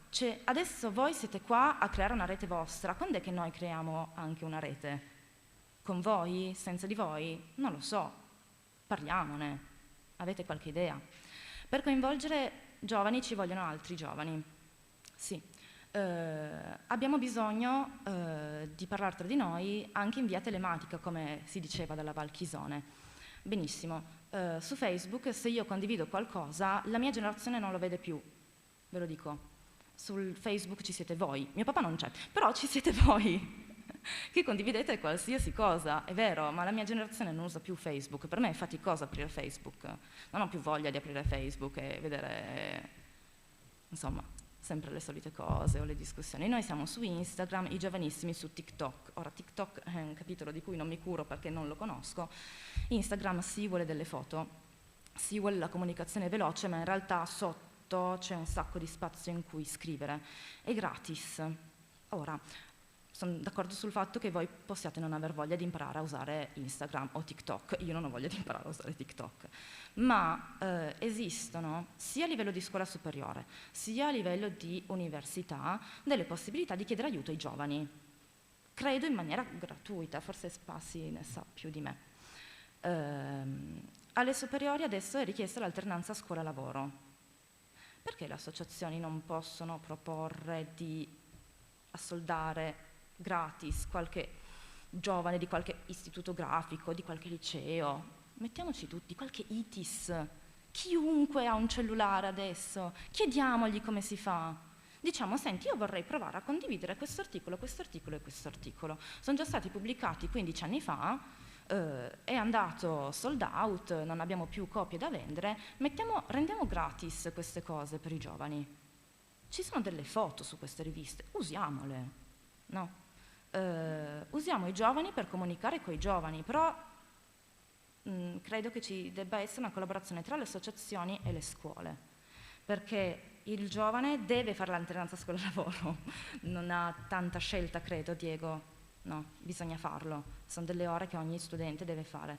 Sì, bisogna capire come farlo. No, ma dico, se le associazioni culturali sono degli interlocutori validi per possibili, voilà. Sì. Vogliono delle società economiche che non sono culturali. Diventa già difficile, perché se no sarebbe utile. Io vi dico, vi porto la mia esperienza. Io sono appassionata di lettura, mi piace molto Cuneo e ogni anno a Cuneo c'è un festival che si chiama Scrittori in città. Io per anni ho fatto la volontaria Scrittori in città. Un anno mi hanno detto, bene, tu fai parte della redazione social, vuol dire che io dovevo andare in giro, fare fotografie a tutti gli eventi, pubblicarle su Facebook. Qualcun altro si occupava poi di Instagram. E l'ho fatto alle superiori perché io, non facendo religione, dovevo recuperare dei crediti, insomma adesso non vi sto a raccontare tutto il sistema scolastico, ma secondo me una via si può trovare, bisogna parlare con i dirigenti scolastici. L'altra cosa è all'università, e Spassi può parlarne meglio di me, c'è l'obbligo di stage. Io ho fatto lo stage a Scrittori in città perché c'era l'opportunità, mi interessava, era vicino a casa e l'ho fatto. E cosa mi hanno chiesto? Di curarmi della redazione social, no? E sarebbe bello se anche i giornali locali lo facessero e magari organizzassero anche qualche collaborazione. Se ogni associazione, stavo pensando, no, ha il proprio ragazzo, i propri 2 stagisti che si occupano di pubblicare, allora facciamoli parlare tra di loro, perché se giovani chiamano giovani e gli facciamo scoprire questa realtà, ma gli facciamo scoprire anche un'altra realtà, poi la cosa pian piano cresce. Alle medie i ragazzini mi chiedono di scrivere, magari se facciamo qualcosa su Instagram lo seguono anche, chi lo sa, e magari poi si incuriosiscono e vanno a cercare i posti dove trovare le cose fisicamente, i libri fisicamente, e qui potrebbe essere la biblioteca di Spassi, per esempio, no? Ho detto tante cose, non so se vi sono stata utile, forse ho creato un gran casino, però io ci spero tanto. Vedo che è acceso una luce negli occhi di Michelangelo, quindi... Come si dice in gergo, sei andata parzialmente OT. Ma va bene comunque, nel senso che tu hai già introdotto un argomento che potrebbe essere oggetto di un altro incontro, che è quello appunto della didattica delle scuole, di come pensarlo la didattica o la lingua nelle scuole. Oggi era destinato alla diffusione, alle riviste, c'è in questa idea che ho in testa della radio. Il discorso didattico è di nuovo un'altra questione su cui ci piacerebbe lavorare, perché lì è un circolo vizioso, nel senso, torniamo alla 482, io sono un sindaco, parlo da istituzione, la legge dà il diritto di usare la lingua occitana, non dà l'obbligo, e il diritto, se nessuno lo vuole esercitare, è difficile che si possa mettere in moto il meccanismo. Il problema della scuola è che non c'è nessuno dal basso che chiede noi lo vogliamo, e le iniziative dall'alto hanno questo limite. Se tu hai i ragazzini che dicono ma io lo voglio, questo mette in moto il meccanismo, le famiglie, e quindi il primo lavoro è di capire se nelle valli c'è 1, 2, 3, 4, 10 maestre che hanno sotto mano 10 famiglie, 20 famiglie interessate, che chiedono, perché se no è difficile, anche perché la scuola poi è obbligata, ma mi hanno chiesto cosa devo fare. Cosa devo fare? Sono obbligato, cioè perché io esercito un diritto. Se non lo esercito, la legge ti diranno tanto nessuno lo esercita, tagliamo i fondi, perché se nessuno li usa, cosa stiamo a fare? Questo è un problema. E siccome c'è questa spiraglio di apertura da questa nuova dirigenza a livello ministeriale, sarebbe interessante cominciare a seminare un po' di qualcosa di nuovo e quindi parlare magari anche poi in un'altra occasione delle scuole con il mondo universitario, chi prepara cose, perché devi dare una parte, hai bisogno della richiesta, dall'altra se devi dare la risposta deve essere in qualche modo formata. Secondo me la richiesta bisogna anche un po' stimolarla. Sì, no, sono d'accordo, io ho detto se ho 10 maestre che le metto come intermediari, che hanno sotto mano delle realtà, no? Che dicono ok, a me interessa partecipare, c'è nel mio giro, faccio degli esempi concreti, no? Perché se no è impossibile farlo a livello centrale, andare a cercare le singole famiglie, la scuola non lo farà mai, la maestra secondo me è quello che può fare un po' da legame, quindi avere magari un gruppo.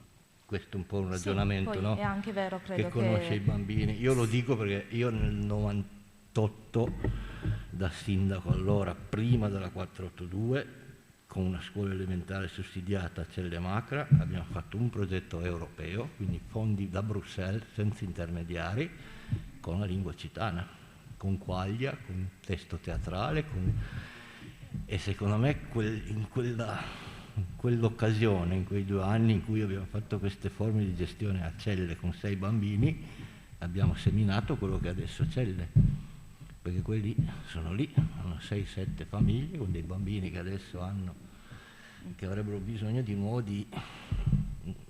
lo stesso stimolo, lo stesso passaggio in qualche modo.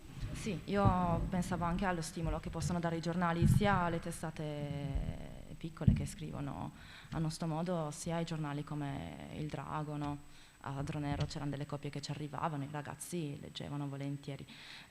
Io ho fatto questo discorso sugli stage di farci aiutare dai giovani, come dire, noi possiamo anche interessarci a quello che scrivete, perché noi abbiamo fame di identità in questo mondo immenso in cui nessuno vale più niente ma ognuno deve essere unico.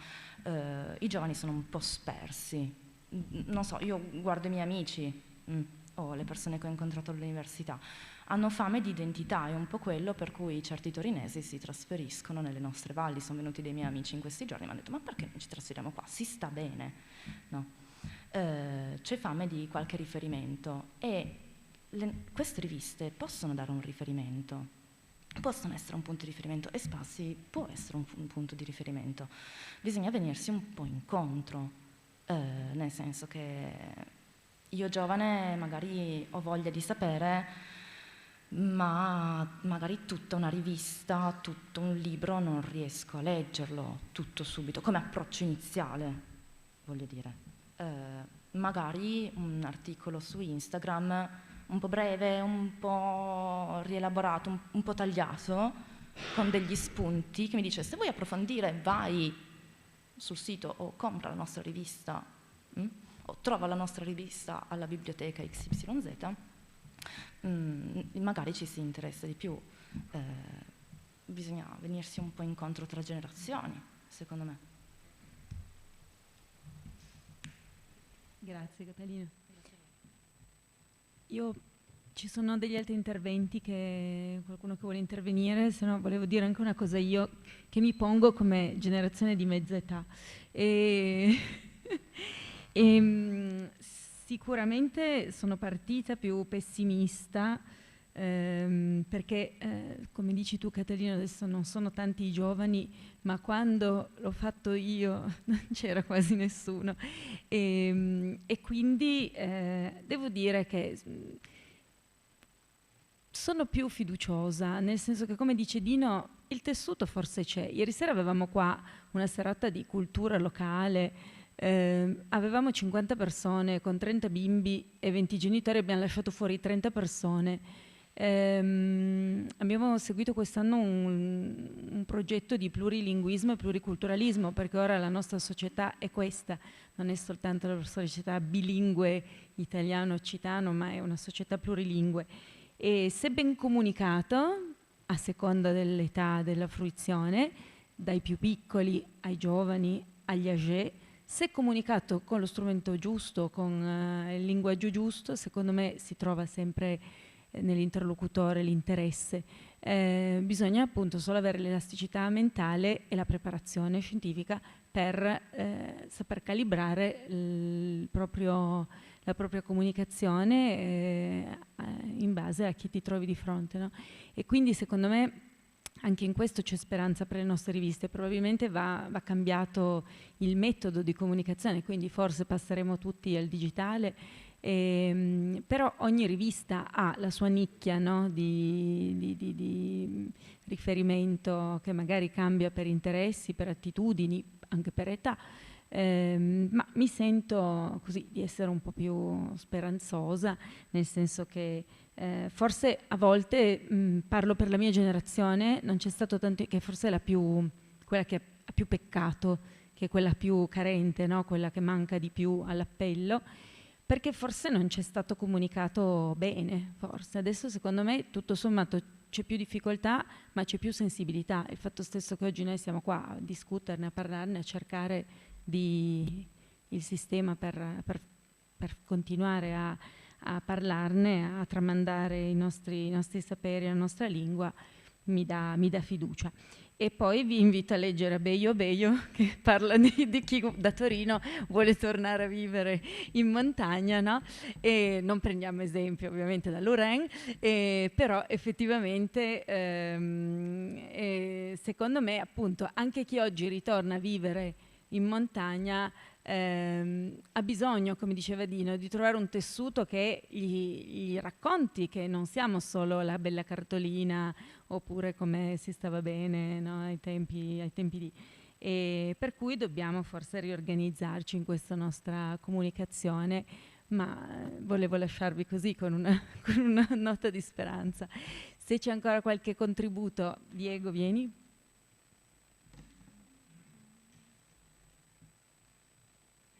Quello che tira le conclusioni, perché poi spetta ai padroni di casa, ma mi sento di dire 2 o 3 cose.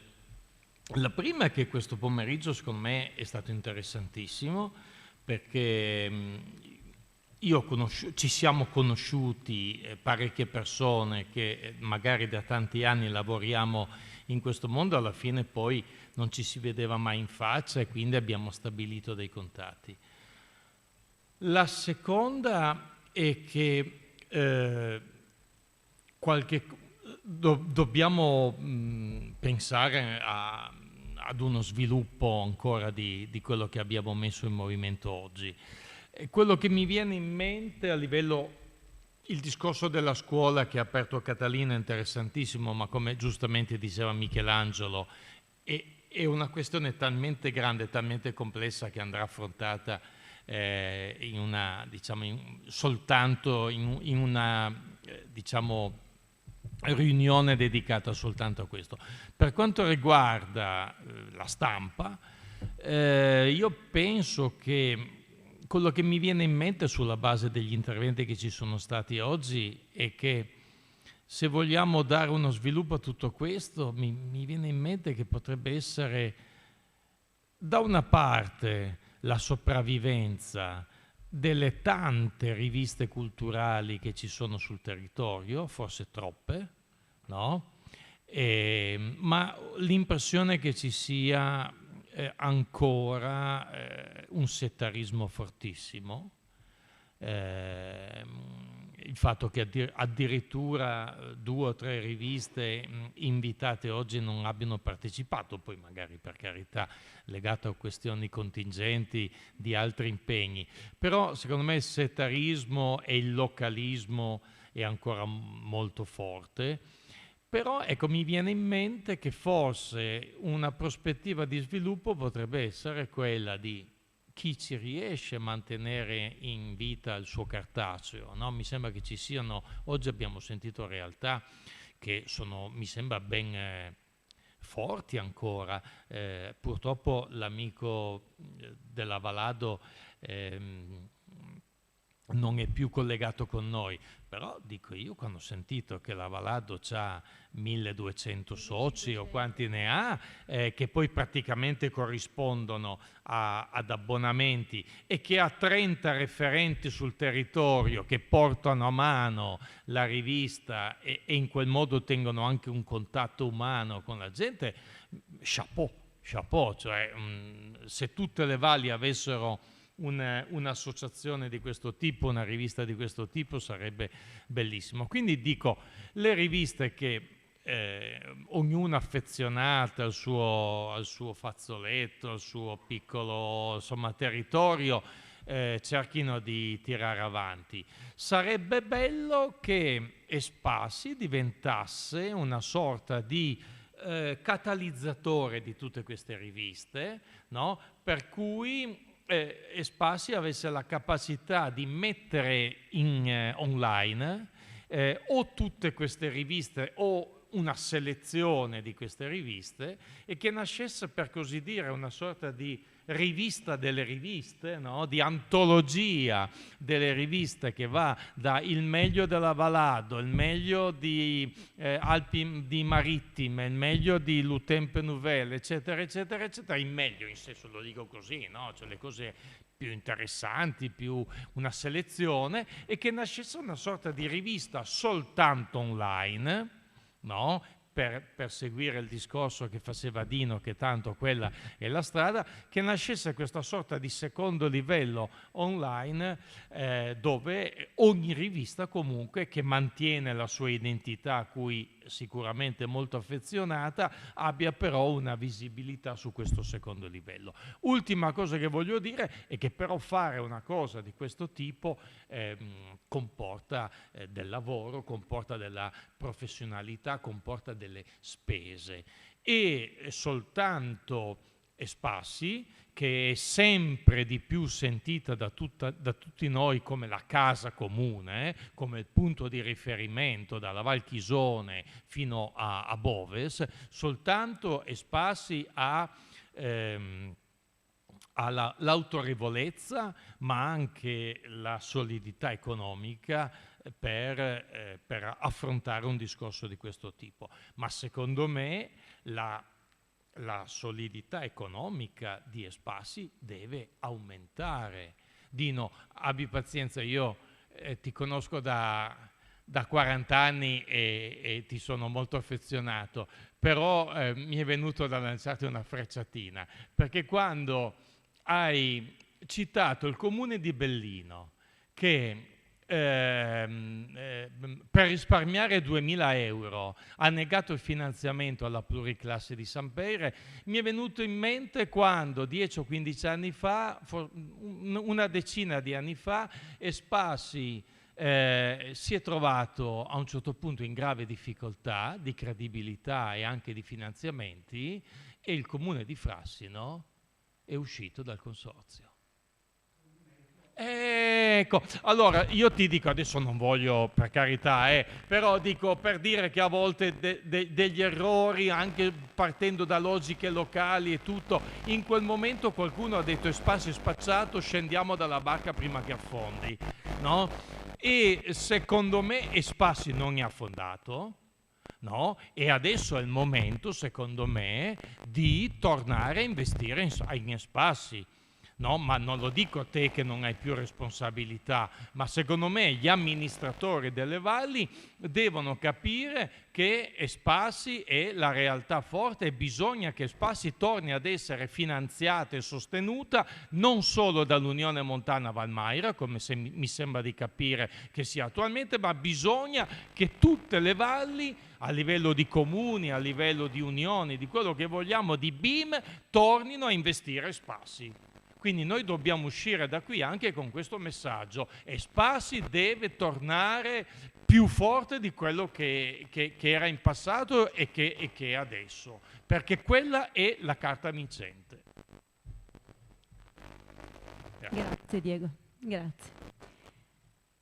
Se non ci sono altri interventi, io direi che avendo fatto le 18 possiamo congedarci. Io vi ringrazio tanto, sono molto contenta della partecipazione di tutti, anche di chi è già dovuto partire. Alessandro, ti salutiamo da lungi, speriamo di vederci presto anche di persona, e appunto diamoci tempo, qualche giorno solo per copiare, redigere gli indirizzi e per girarli a tutti, e poi chissà, appuntamento quest'autunno magari con un altro incontro per rilanciare su altre tematiche che sono anche emerse oggi. Grazie mille a tutti, a presto.